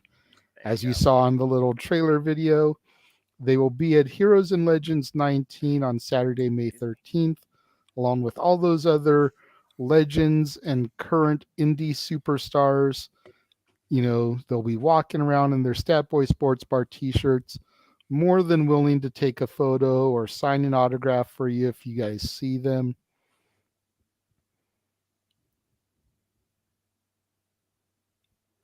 Okay, so we got a super chat from Arlene, $5 super chat saying, what about the Raw Women's Championship? Well, considering they drafted it to SmackDown as well as the challenger to SmackDown at this point, it's going to go one of 2 ways, considering the title match is at Backlash. We either get a new Raw Women's Champion that goes back to Monday Night Raw with a strap, or the winner gets the title vacated from them and is handed the SmackDown Women's Championship. I mean, personally, I think they should just hold off until Night of Champions and unify the titles. That's my belief on the thing. You know, you came in a little bit late, Arlene, so you may have missed this portion of the conversation earlier, but I just don't feel that the women's division is deep enough to have a champion for Raw and a champion for SmackDown. They haven't been for who knows how freaking long. Let's talk about again how many women were actually challenge capable for the title on the SmackDown roster even before the draft. You were lucky to have more than 5. Yeah, I And say Arlene, that. you're fine to super chat anytime. I just mess with you. Yeah, I say just have the women's champion be a traveling champion and have the champion go to both brands. I even said to Noah last night when we did our first draft coverage, I think they should unify it with the NXT women's champion and just have a single solitary women's champion, a single solitary women's tag champions that goes across all 3 brands. But that would mean they would have to look at NXT as an equal, which clearly they still do not. Nope, they do not. Elizabeth says, good night, guys. Lord willing, see you next weekend. Happy we're done early. Last week's show ended at 3 a.m. Oh, that's just normal, Elizabeth. And yeah, I was gonna say it very well could still be go until 3 a.m. tonight if the super chats keep up. But that's up to Emmanuel, Arlene, and whoever else in this room wants to start super chatting. Super chat, it's as simple as that. Emmanuel with a $5 super chat says, since Punk, I'm assuming is doing an apology tour, is this confirmation that Punk is going to work with AEW? Punk has said that he is still willing to do business with AEW. Yes. As we like to say here on the Jeff Meacham side of the multiverse of media, the puck is now in the elite zone. You know, whether they're going to accept it and play or if they're just going to let the puck momentum die. You know, the new show is being created on Saturday, supposedly to cater to Punk. Jericho is willing to work with Punk for his first major feud back. Right. You know, whether it ends up being a testing ground to see if Punk is willing to, you know, be more giving with people. And then once the feud is done with Jericho, maybe Punk can move into a feud with the Elite like it should be or not. Time will tell. But Punk is willing to work with AEW still. He still wants to be there. He is even willing to work with the Elite. It's the Elite who currently don't want to work with Punk. More so, particularly 2 people. Just saying. Yeah, the Bucks. The ones that got pissed off when someone tweeted that Craig and Day Day were Rancho Cucamonga's most famous residents. I'm also going to say this, though, as much as I agree with everything when it comes to what has been said. If Punk is doing this apology tour, I sure hope that God has the same freaking, reactions when it comes to fucking Colt Cabana. That'd be nice. Just saying. That's a fair point. Just got to put that out there. Give it time. You know, Colt has to be willing to meet with Punk to discuss it too. I agree. You know, I agree. WWE was in Chicago this week. He went backstage. Him and Miz supposedly talked for a good minute, buried the hatchet. He asked if he could hang out, and Triple H talked to Vince, who supposedly said no. And Punk was asked to leave. Punk left quietly, peacefully. Apparently, Punk was backstage at Impact when they did their tapings on Friday. In Chicago. Again, yep, in Chicago. So, you know, he may be doing an apology tour, but he's waiting for them to come to him, in a sense, because he waited for WWE to come to Chicago, waited for Impact to come to Chicago, and he's supposedly going to make his return to AEW when they come back to Chicago. So, you know, it may be an apology tour, but he's still doing it on his terms. He's waiting for them to come to him. Mm-hmm. Emmanuel says, keep donating. You'll never sleep. Ha, ha, ha. Wait, my wallet. Never mind. I'll say your wallet's not bottomless, or should I say limitless? And again, budget oriented. That's funny. Let me see. Carl says, Bianca will go back to Raw. Guarantee it. Don't forget that they mentioned transfers.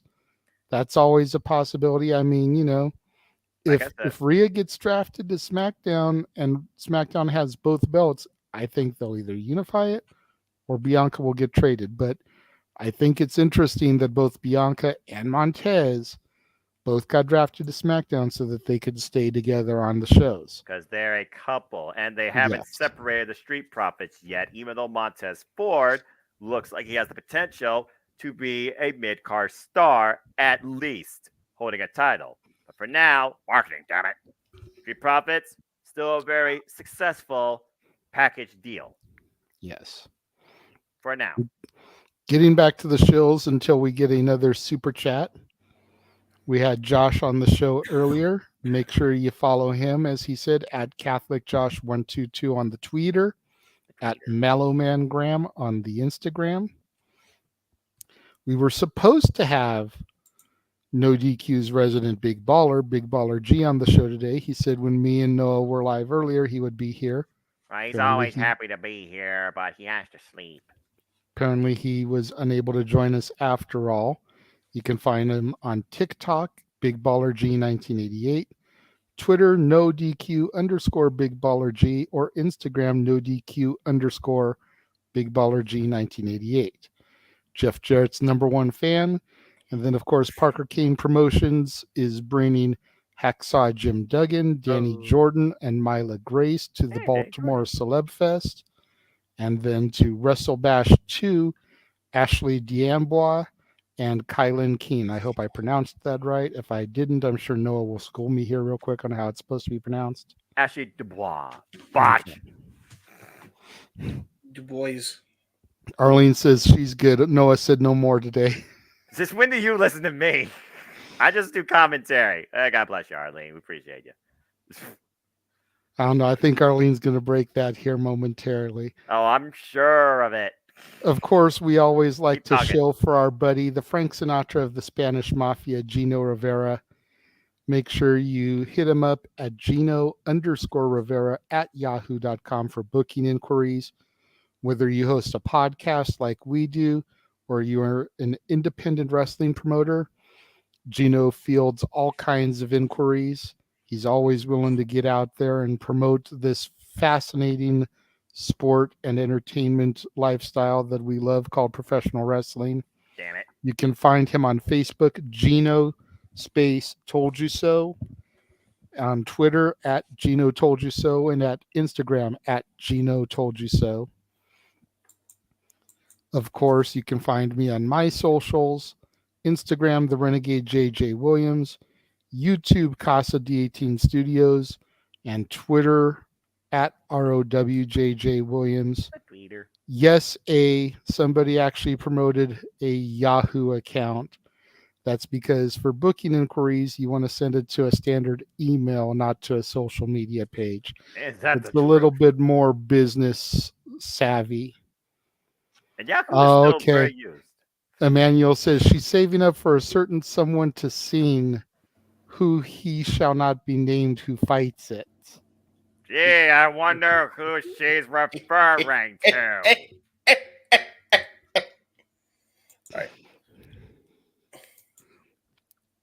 We also have Throwback Thursday here on the Casa D18 Studios channel every week, including content from J. Hebert Productions, the J. Hebert 95 side of things, FTW Productions, the Simple Man brand. We've got NoDQ.com, the Jeff Meacham Network, and our old Casa D18 Studios content. Make sure you follow our buddies over at NoDQ.com. Tomorrow they'll have the NoDQ review, and then Aaron Rift will be live on Monday, Wednesday, and Friday with the Raw, AEW Dynamite, and SmackDown recaps, respectively. Yeah. I wonder how he's going to handle Saturday nights when that becomes a thing. Good luck, Right. boss man. Of course, you can check out the flagship show, Talk Wrestling or Anything with Jeff Meacham, 7:05 Pacific or 10:05 Eastern, immediately following Not Noah's NXT. Damn it. I always have to pause so you could do the damn it part. I feel so weird saying the damn it. Because it's your state. I have no problem cussing. I'll say fucking shit all day on the show, but All right, Eddie Kingston, calm down. the whole, not my NXT, damn it, like it feels so weird for me saying that because it is my NXT. Yeah, I know it's your NXT. That's a All fair right, let point, me As see. somebody who works in IT and literally we use Outlook. As we showed you a little bit earlier, that little excerpt of me and Jeff's top 10 characters in a galaxy far, far away, ranking our favorite characters from the Star Wars franchise. Make sure you guys tune in next Friday to see that in its entirety. Arlene says, can Noah feel the love tonight? But I digress. Speaking of all of that, open mic and karaoke night coming soon. We're probably going to do this one of the weeks leading into All In. We haven't specifically set a date yet. And Ringo Starr won't be on the call because he's on the drums. We'll see who leads the vocals. But we'll definitely be doing that. All kinds of different British artists are on the wheel to spin coming towards the end of the year. No, damn it, no! The one Noah's most looking forward to, the Walt Disney Karaoke Night. That is tentatively set. I want to say Jeff said the date was November 18th. It's whatever Mickey Mouse's birthday. Go stuff your hand in a damn turkey. No one wants to hear freaking Disney singing in the middle of freaking November. Y'all got bare face to do with your damn money. You got Christmas shopping. Go buy every damn Elsa figure from your freaking frozen aisle. And then why don't you go buy a damn Lilo?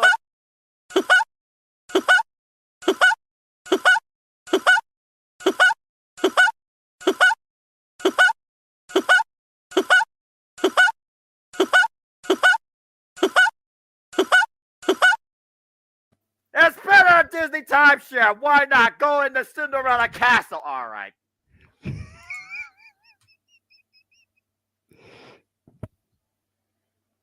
Nice. Ah! Content. Shut up, James. Damn it. Yes. Yes. And then next year at some point, we're going to do the Jeff Meacham Network Beach Party, all kinds of summer songs. Yeah. I can't remember the last time I went to a damn beach. And then we have decided that the inaugural open mic game night is going to be next month. It will be Saturday, May 20th. The night before New Japan Resurgence here in Long Beach, California, which Jeff and I may be going to. The game of choice is going to be Family Feud. Yes! Hosted by Noah Foster. I am not Steve Harvey, folks. Do not worry. Nah, you're more like Richard Dawson or Ray Combs. Yeah, that's accurate. Or friggin' Richard Kahn, the guy from Home Improvement. Yes, Richard Kahn, Al Borland. Holy shit, that's a throwback. Hey, dude, you know who you're talking to. I've watched game shows my whole life. The classics never die. And to be fair, some of the new hosts, they hold up, but no one will ever replace friggin' Bob Barker. Sorry. Richard Kahn, Nick Kahn, Tony Khan, all the Khans. Shahid Khan. Well, there's a difference between Khan and Karn, and it's Richard Karn, yeah, it's right. Karn, not Khan. Not Karn. Right, yeah. Yeah, Richard Karn, the guy that got snuffed by Tim Allen every time on Home Improvement. Yeah, I don't think so, Tim. Daniel says someone is going to sing Darkwing Duck. Dude, if it comes up on the wheel for me, I will totally do it. Darkwing is my shit. Okay.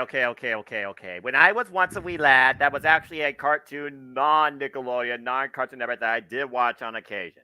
So I might have some tiny bit, keyword tiny bit, of tolerance with that theme. Just a little bit. I have Negaduck on my arm. Okay, that's freaking cool. That's all I have to say about that. All but right. the way that the game night is going to work is like this. We're going to have two teams. We're going to have the open mic night team and the fan team.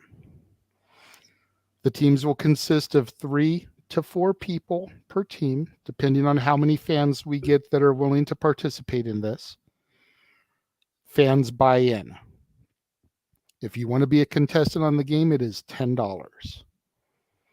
That's the cost that Jeff wanted to set it at, because he figures $10 is affordable for a monthly, special event like this to get the fans interacting live on the show like entry this. fee, basically. Yes. Entry fee. I got you.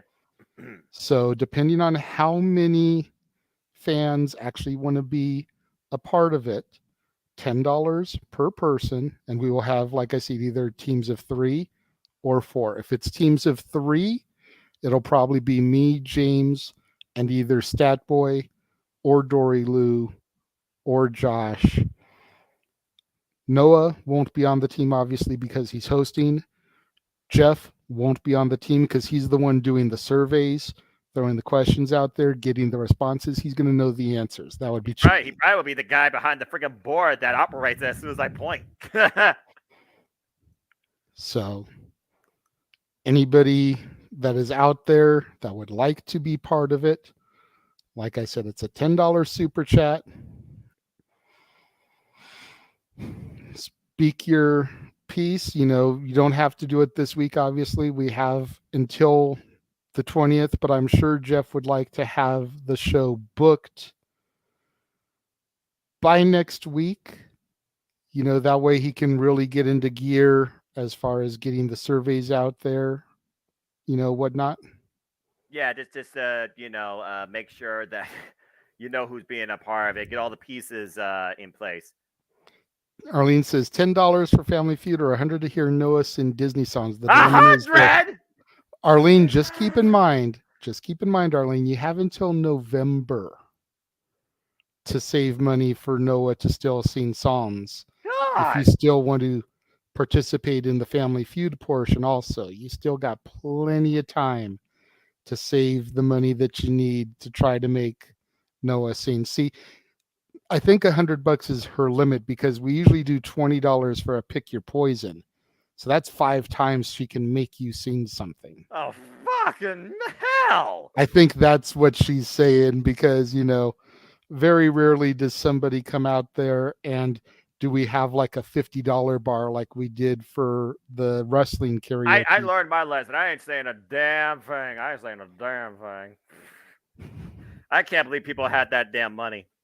And Daniel's saying he's got 25 to 50 for Noah's Revenge. I gotta try and look up the most embarrassing songs possible in the Disney universe.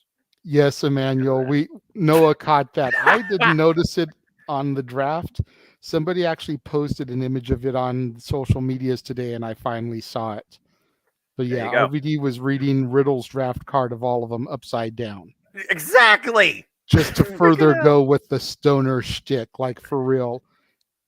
RVD has been getting ready for one more run. We were saying last night we would love to see RVD come back and do a tag team with Riddle. Yo, bro, dude, what's up? If they do RVD and Matt Riddle as a tag team, I swear I'm gonna lose it. It would be hilarious. So exactly. Before I get back to the shills, once again, $10 per person. Anybody that wants to be part of the Family Feud game night on May 20th. High rollers. Sorry. Then we go ahead and we get into damn it, Noah's graphics. I haven't forgotten you, James. I'm just going through all the images and then I'll throw to you. Yeah, I mean, people actually want to connect with me. I'm on the socials once in a while. They're all at Foster 1916. It's as simple as that as far as that goes. But more often, you'll find me on the Twitter, promoting leagues, promoting positivity in wrestling, still believing in Joe Henry. And also, of course, live commentating during stuff like AEW and Impact. And, of course, community tabs also you keep up to date with the live and on-demand content of the Simple brand and the prediction leagues and the forums as well.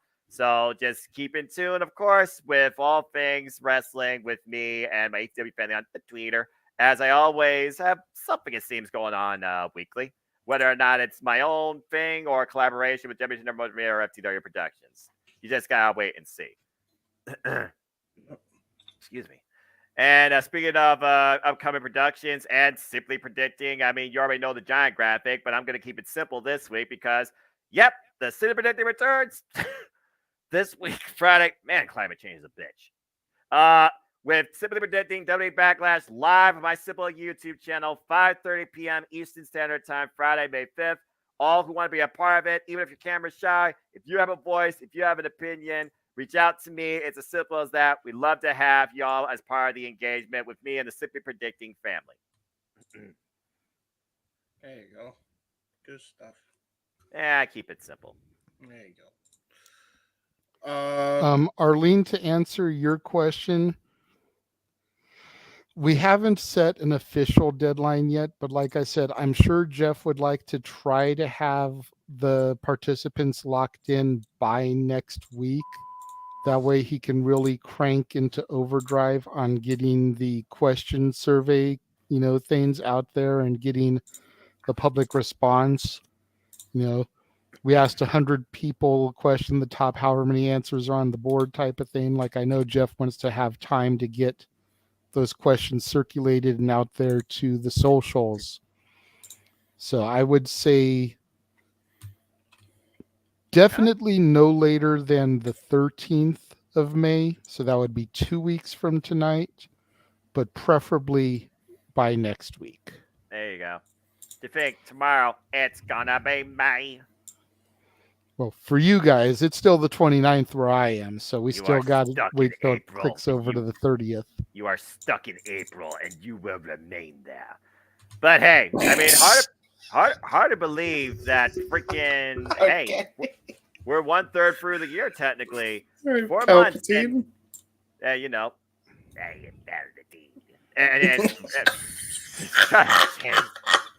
I'll just put a freaking hood on me next week and be like, I am here to bring you all the positivity. Something dark side. It's something. I may not watch, but I know stuff. All right. But yeah, I mean, again, shout out to ACW family on the Twitter as we look at all things wrestling. It's been a phenomenal first 4 months, and I'm just gonna give a general thank you to the industry. When I look at basically all things wrestling, you guys are looking at basically my favorite 10 shows so far this year I've watched out of the 26 odd wrestling big live events I've watched. So whether it was WWE, AEW, Ring of Honor, NXT, NJPW, Stardom, Deadlock Pro, CCW, Pro Wrestling Nova, and beyond, there's just been a lot of great wrestling. So, hey, ATW family, it's been fun. Get ready for ATW View coming up. And, folks, if you need a recommendation to what to tune in, go check out one of those shows because they all offer something different because there's so much to enjoy, actually, out of professional wrestling. Damn it. And I can't wait to see what the next 4 months have to bring, considering what's in May alone by itself. For real, we've got Backlash, we've got Under Siege, we've got Night of Champions, we've got Double or Nothing, there's Battleground, and that's just what's been announced. There could always slide something else in there. Not to mention NJ Resurgence. Yes. Well, I got plugs as well. I figured you would, good sir. I was just waiting for you to share the screen. There you go. Well, here's a couple things. We got a new member of FTW Productions with 2 YouTube channels on offer. The first is Color TV, which is Zero's second channel, but it was the second channel he ever made. And his first channel, Zero Entertainment. Just to get the pun. Zero Entertainment. It's funny. Yes. So, that's you want no entertainment? Go check it out. No, okay. But yeah, go check out Zero Entertainment and Color TV. The channel names are as follows. On channel 0, for some reason, it's youtube.com/@prime segmental. I think Prime Segmental. That's for the Zero Entertainment channel. And the Color TV channel is youtube.com/ColorTV7280. Congratulations, Zero. He actually reached out to me literally over the weekend and said, hey, I got some shit I can offer. Want me to join? And I said, yeah. So he gave me a bunch of concepts he's thinking of doing. I gave him a concept of doing an Impact review show And Noah, if you want to co-host that with him on his channel, you may very well do so, called The Site of Impact. So that might be on the horizon. So there you go. And yeah, it's good stuff. It's fun stuff coming up on the channel. That's really cool. Yeah. Sounds good. And that's not the only announcement. Noah has seen this a couple times now, but for the 22 of you that are in the room watching, and for James, who has not yet seen this, now that I am a monetized platform, I've decided to expand my channel a little bit, and I have created a members only section. And to give you a little bit more information about that, here's a video, just a little shy of 3 minutes. Check this out.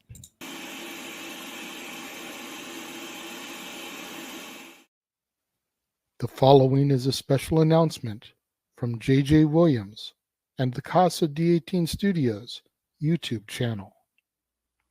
What is going on, everybody? Welcome to the members only section of the Casa D18 Studios YouTube channel. Now, in the coming weeks, months, and years, this is where you will find all of my non-archived wrestling content. What I'm going to try to do is review wrestling DVDs, much in the same vein as you will see my movie reviews over on Renegades Reviews, as well as occasionally discuss the current wrestling product, much like the old school Renegade of Wrestling shows from the early 2010s. This is where you will find all of that content. I'm looking at doing it on Thursdays, as that's usually a dead day here on the channel, with the exception of the Throwback Thursday content that airs on the main Casa D18 Studios side of things. So for $4.99 a month, you guys will get access to all of that wrestling content that'll be coming to you in the coming weeks, months, and years. Those of you that subscribe early, like now, you'll get a few little hot take videos, maybe a surprise secret drop in there. But we're looking to have the content begin going live in July of 2023.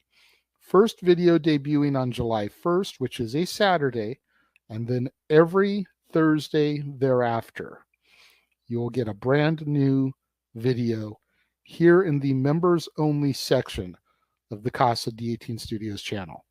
Again, just $4.99 a month. It's a good way for you to show your love, your support. I hear a lot of you guys whispering and talking about how you would like for me to do more wrestling content. This is the way that you prove it. Show that love, show that support. Subscribe for only $4.99 a month, and you get access to videos nobody else will get access to. I thank you guys for watching this brief video explaining to you what's going to be coming up here in the members only section of the Casa D18 Studios channel over the next coming weeks. And I look forward to your support. Have a great day.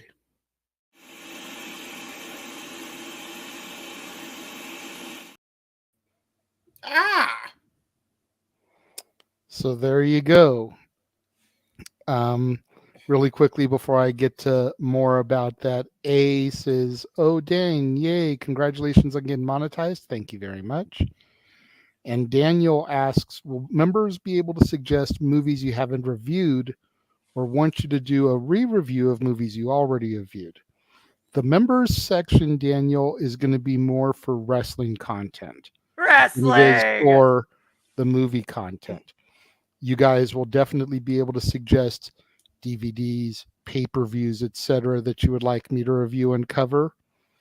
Maybe I will allow you guys to suggest movie reviews that I'll just put over there as well, or re-reviews. But I'm trying to keep the members section with the wrestling and the movie stuff a little bit separate. That's why I'm trying to do it this way. But I'm always open for movie review suggestions. It may not be done immediately once suggested. I usually try to group my movie reviews into themes. So either I can wait until I get enough suggestions and I can do a whole month of fan suggested movies. Or if you suggest me, let's say a Keanu Reeves movie, when I get to doing a Keanu Reeves month, I'll make sure to include your movie there, But yeah, I mean, the members part is more being done as a way to keep the wrestling stuff going, because a lot of people really want me to get back into doing wrestling talk. There you go. Fair enough. Nice. There you go. So if you go to my page, you'll see the little join button there in the corner next to the subscribed button. Mm-hmm. You just click on that and it'll bring up the video that you just saw. You click on the join button and it'll give you a way to complete the purchase. Nice and easy. There you go. Short, sweet, simple, and to the point. And Noah has actually been part of the inspiration for the first stuff that'll show up over there in July, the first official stuff, if you will. Again, there may be a couple of secret drops in the meantime, but I have... Go ahead, Noah, say it. What is that? My NXT! There you go. I already have finished watching NXT from Secret to Sensation. I have notes taken down for it. Prior to coming on the air tonight, I popped this in the player, NXT's Greatest Matches. Yes. And I've gotten through the first few matches on the first disc here. Hoping to, by the time Raw goes live on Monday, be completely done with this DVD. Mm-hmm. Notes done, so that I can sit down in front of my laptop and record both of those episodes so that they'll already be recorded, edited in the queue for July. I also have the 2 Best of Takeover DVDs.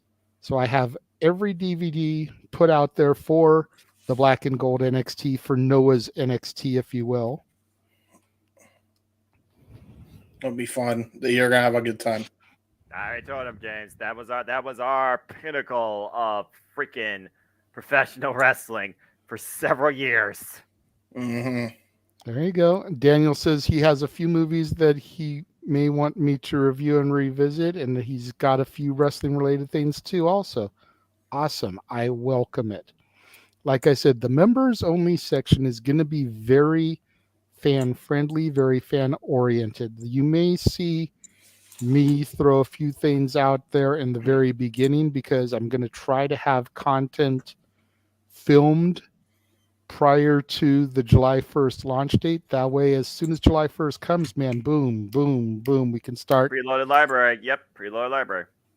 So that every Thursday you've got a video that's already dropping. You don't have to worry about me squeezing through it all. But as the official date hits and you guys start putting your suggestions in, then that'll be the content to continue going. And, I'll probably do some themed months. When it gets to January, I'll do some Royal Rumbles. When it gets to Mania, I'll do some Manias.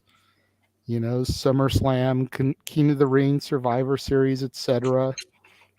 Noah, the project we're going to be doing, where we go back and we call every single WrestleMania. All of those videos are going to be on the members only section for me. Gotcha. Mm. So you're going to get me and Noah calling every single WrestleMania from 1 through 39 leading up to WrestleMania 40. Ooh. So you're going to get all that content, just like we do the normal watch-alongs, you're going to get us calling that classic content. Yeah, dude. That's good. Good shit. So some WrestleManias I haven't even seen or touched. Same. You figure there's like at least a good 5 WrestleManias that happened during my hiatus that I didn't see start to finish. Mm. There's a few that I did check out before I got back into it full time because I'd go over to Mikey's house, Stat Boy's house, usually for Rumble, maybe Mania, maybe SummerSlam, and I'd check those out. But until I got fully back into it last year, like there's at least a good 5 or 6 Manias that I haven't seen start to finish. Forgive me for forgetting which number it is, but Seth Rollins' cash-in, I haven't seen start to finish. WrestleMania I haven't 31. seen that whole pay-per-view. I've seen that match. Yeah. I've seen that match because we had to do the top 10 WrestleMania main events, me and Jeff. Right. But I haven't seen the entirety of that pay-per-view. That was WrestleMania 31, so that much I do know.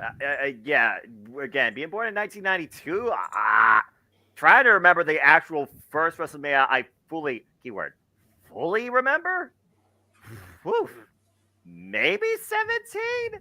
Keyword fully. Yeah. But as far as first engagement in WrestleMania before the network even existed,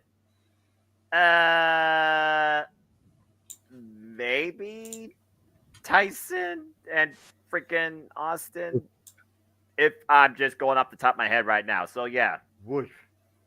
Yeah. That's perfectly good. I mean, as long as the content that's suggested can be easily found on the Peacock network, I'm all for it. Yes, I have my archive, my box of movies over here and wrestling.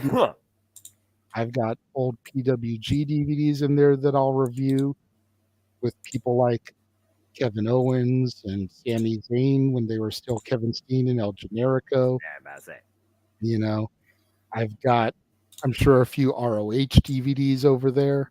Nice. I've got a couple of Ultimate Pro Wrestling UPW DVDs, which was another California federation out here. Gave us the Fallen Angel Christopher Daniels, gave us Frankie Kazarian, gave us Samoa Joe, gave us a certain prototype.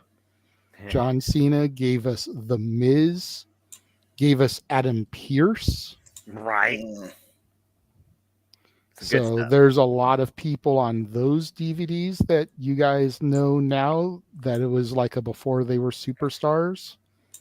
I've got a bunch of stuff over there. And then, of course, I've got my massive WWE library, things like the Paul Heyman bio, the CM Punk bio. I've got the Chris Benoit DVD. I've got Cheating Death, Stealing Life, the Eddie Guerrero DVD. All that stuff I will cover. Nice. What's the one that you have that's controversial, Emmanuel? We don't shy away from controversy here. You just heard me say Chris Benoit. For real. Like we don't shy away from controversy. We stopped saying country redacted and now we just call it Saudi Arabia. So yeah. I literally just got 3 pay-per-views in the mail today that I didn't already own for me to review. Great American Bash. Oh, Bobby Lashley and John Cena. One Night Stand Extreme Rules. Oh boy. And Night of Champions. Oh. That's one of those Night Champions that I kind of forgot about, to be fair, too, when CM Punk was the WWE World Heavyweight Champion, Kobe was the United States. It was one of those nights where I feel like some of the matches was like, eh. Yeah, I recently discovered an app. One of the guys that I follow on YouTube, he does movies.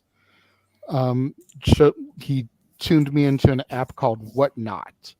And by joining through his link, I was able to get $15 free to use on auctions. And it's kind of like an eBay site. People sell stuff, live stream auctions. They'll be like, oh, I've got this DVD. Here's the starting bid. And Nice. so, it's like I scored those and some actual movies that are coming in the next few days. The $15 went to that. All I had to do is pay shipping for the 2 orders. So I came maybe out of pocket about $10, $11 over both orders for 9 actual movies and 3 pay-per-views. That's crazy. That's conservative spending right there. That more people wish they could do. Okay. Over the edges, then at what point should they cancel that damn show? Okay. So this is a hot take. I will give myself the solo shot here. That way, in case anybody doesn't want to be part of this hot take. And then, as a matter of fact, I will snip this from the show and I'll load it into the member section. There you go.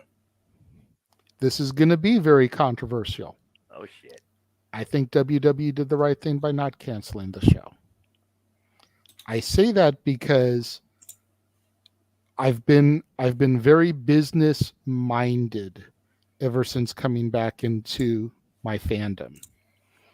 So while from the fan perspective, from the family perspective, and maybe even as the performer perspective, canceling the show would have been the right thing to do. From the company perspective, you were only a couple matches into the pay-per-view. You've got to give out refunds to everybody that ordered this on pay-per-view. You've got to give refunds to everybody that has a ticket in attendance. You lose out of pocket a shit ton of money from canceling the show, let alone what they had to then pay to the Hart family in lawsuits. So as hot a take as that may be, as controversial as that may be, I think WWE did the right thing by not canceling the show. And it's taken me a long time to come to that. Because in the very beginning, I was like, yeah, you should have canceled the show. But the more you think about it, the more you let the business side of things kind of seep into the brain. You've got to look at how much money they would have lost by pulling the trigger and canceling it. And again, I know Noah said a few times, fuck business. Yeah, it's a touchy situation, but I think you're right. You're right. I hate that you're right, but you're right, because if they did that they people don't realize, like, WWE did not go public until later on that year. They could not afford to cancel the show at that time. No. Even No, at they the height of the couldn't. popularity, no. they couldn't. Now, at this point, They it's like, could have whatever. canceled Raw the next night. They couldn't. Cancel Raw the next night? Yeah. Yeah, they could. You've got more than 24 hours notice. People haven't shown up yet. As due to the unfortunate circumstances of tonight's show, Right. we're going to cancel the show for tomorrow. Everybody that has purchased tickets will get a refund, or your tickets will be valid the next time we come to town. Yeah. Different. It was a pay-per-view. But yeah, the pay-per-view buys, and we're in the midst of the Monday Night Wars. Yeah, they could. Yes, do it then. WWE had already taken over. WCW was a sinking ship by then. Right. But if they cancel that show, people are automatically going to tune to WCW the next night. I also think that there was they should have done a tribute show. I mean, both shows did their own tribute show to Owen. That's the thing, and it's like it wasn't regardless of whatever happened with Martha after the fact or whatever. Like it's the industry was affected. Like I think everybody would have wanted to compete in his honor in that regard, but you know. Yeah. It wasn't exactly a business thing in that sense, but yeah, the everybody says that Over the Edge should have died right after that happened. Like as far as like being still continuing, it really it couldn't afford it. WWE cancels that show and they're losing out on millions. They would have lost to WCW in that moment after that. That honestly could have been the turning point. And back then, I get it. Nowadays, it's like, fuck whatever. You're already billions of dollars worth. So, I mean, some of the decisions, I'm like, fuck it. But yeah, back then, I completely understand. Again, different time. And also, you didn't have Twitter either. Yeah. I mean, it still sucks that, a life had to just be sacrificed in sake of business. That much is absolutely, you could still have that opinion. I don't like it, but. Again, business versus personal. Absolutely. Yeah. Business versus morale. Yeah. Oof. That's more that's more about the scales of justice. Yeah. Daniel says, when the time comes for members to suggest movies or TV, one of my suggestions might be on the month of horror reviews. Absolutely. I'm down for horror movie suggestions because I stick to the mainstream. So if you've got something that's not mainstream or even that's mainstream that I've never seen, I am all about that. There you go. And he went on to say that there's a saying, the show must go on. WCW was sinking faster than the Titanic at that time. Yeah. That's accurate, and we all know that WCW was not going to succeed because of corporate. But if WWF cancels the show, everyone's going to tune to WCW first the next night on Nitro. Yeah. And WWF is going to struggle to get people to come to Raw. Yep. Yeah. It was a domino effect, really. It was a domino effect. Crucial point. Yeah, it was a crucial point where the domino could have gone one way versus the other. In an alternate timeline, if they chose to do that, you very well would not have WWE as you know it today. Yeah, and you wouldn't have wrestling, period, because if WWF went, WCW was soon to follow. They weren't surviving if they had a 6.8. They weren't surviving if they had a 2. The industry would have died in America right then and there in 2001 if WWF canceled that show. Mm-hmm. It very well could have been a legitimate possibility if you look at the financial statistics. Again, it sucks, but it is what it is. It is what it is. Like Simple as that. You know, there's too many people's lives at risk at that point. In a whole different circumstance. Yeah. So, agree. All right. So, unless there are any other super chats that are going to come in for additional topics, we've done the shills. We've covered our topics for the day. Time to get out of here. Noah, go ahead and give us your farewell address, if you will. Always a pleasure. Always happy to do that. Also, one thing that we didn't cover, but I'm just going to say right here. Congratulations, Roderick Strong, on being all elite. Yes. Yeah, end of Heartache, dude. What the fuck? He came out the end of Heartache. And again, it's such a good damn time to be a wrestling fan. Go watch some of those pay-per-views to understand what I mean when I look at all things wrestling. But folks, you want to know more about me, know this. For I am just a simple man and a lifelong fan of professional wrestling, damn it! But I digress. So find me across the social medias like you saw before at mfoster1916 for all things wrestling. Again, shout out, of course, to my entire ECW family across primarily the Twitter, along with everything else. This weekend should be pretty simple, but it's going to be pretty fun as well. Of course, we will be continuing our weekly coverage of all things All Elite Wrestling on AEW Spark. Stay tuned for that in partnership with Dory Productions.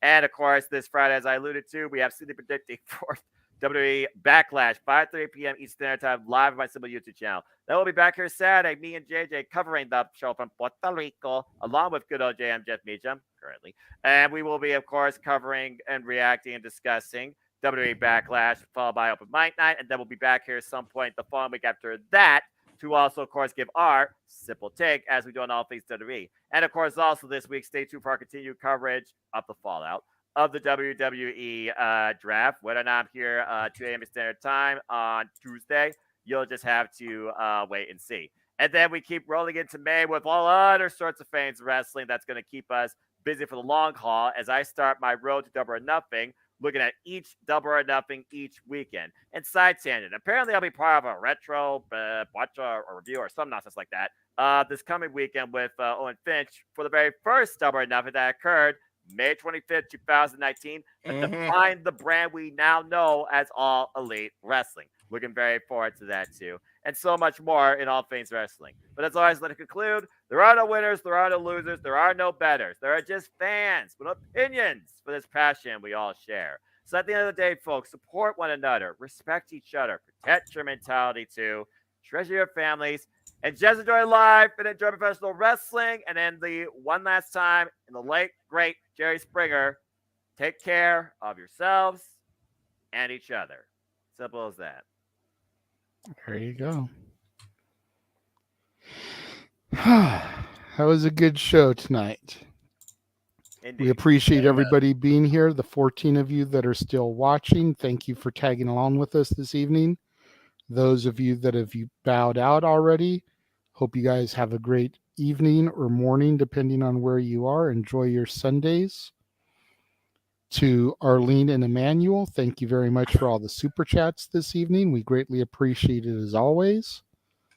For the simple man with the spectacular voice, for the Heeb man, and for the owner of the brand, the man whose name is usually on the marquee, but it got taken down for all the shills, the West Coast professor, Jeff Meacham. I am the Renegade JJ Williams. Thank you guys for tuning in with us this evening, and we will see you guys next week. Have a good night, folks.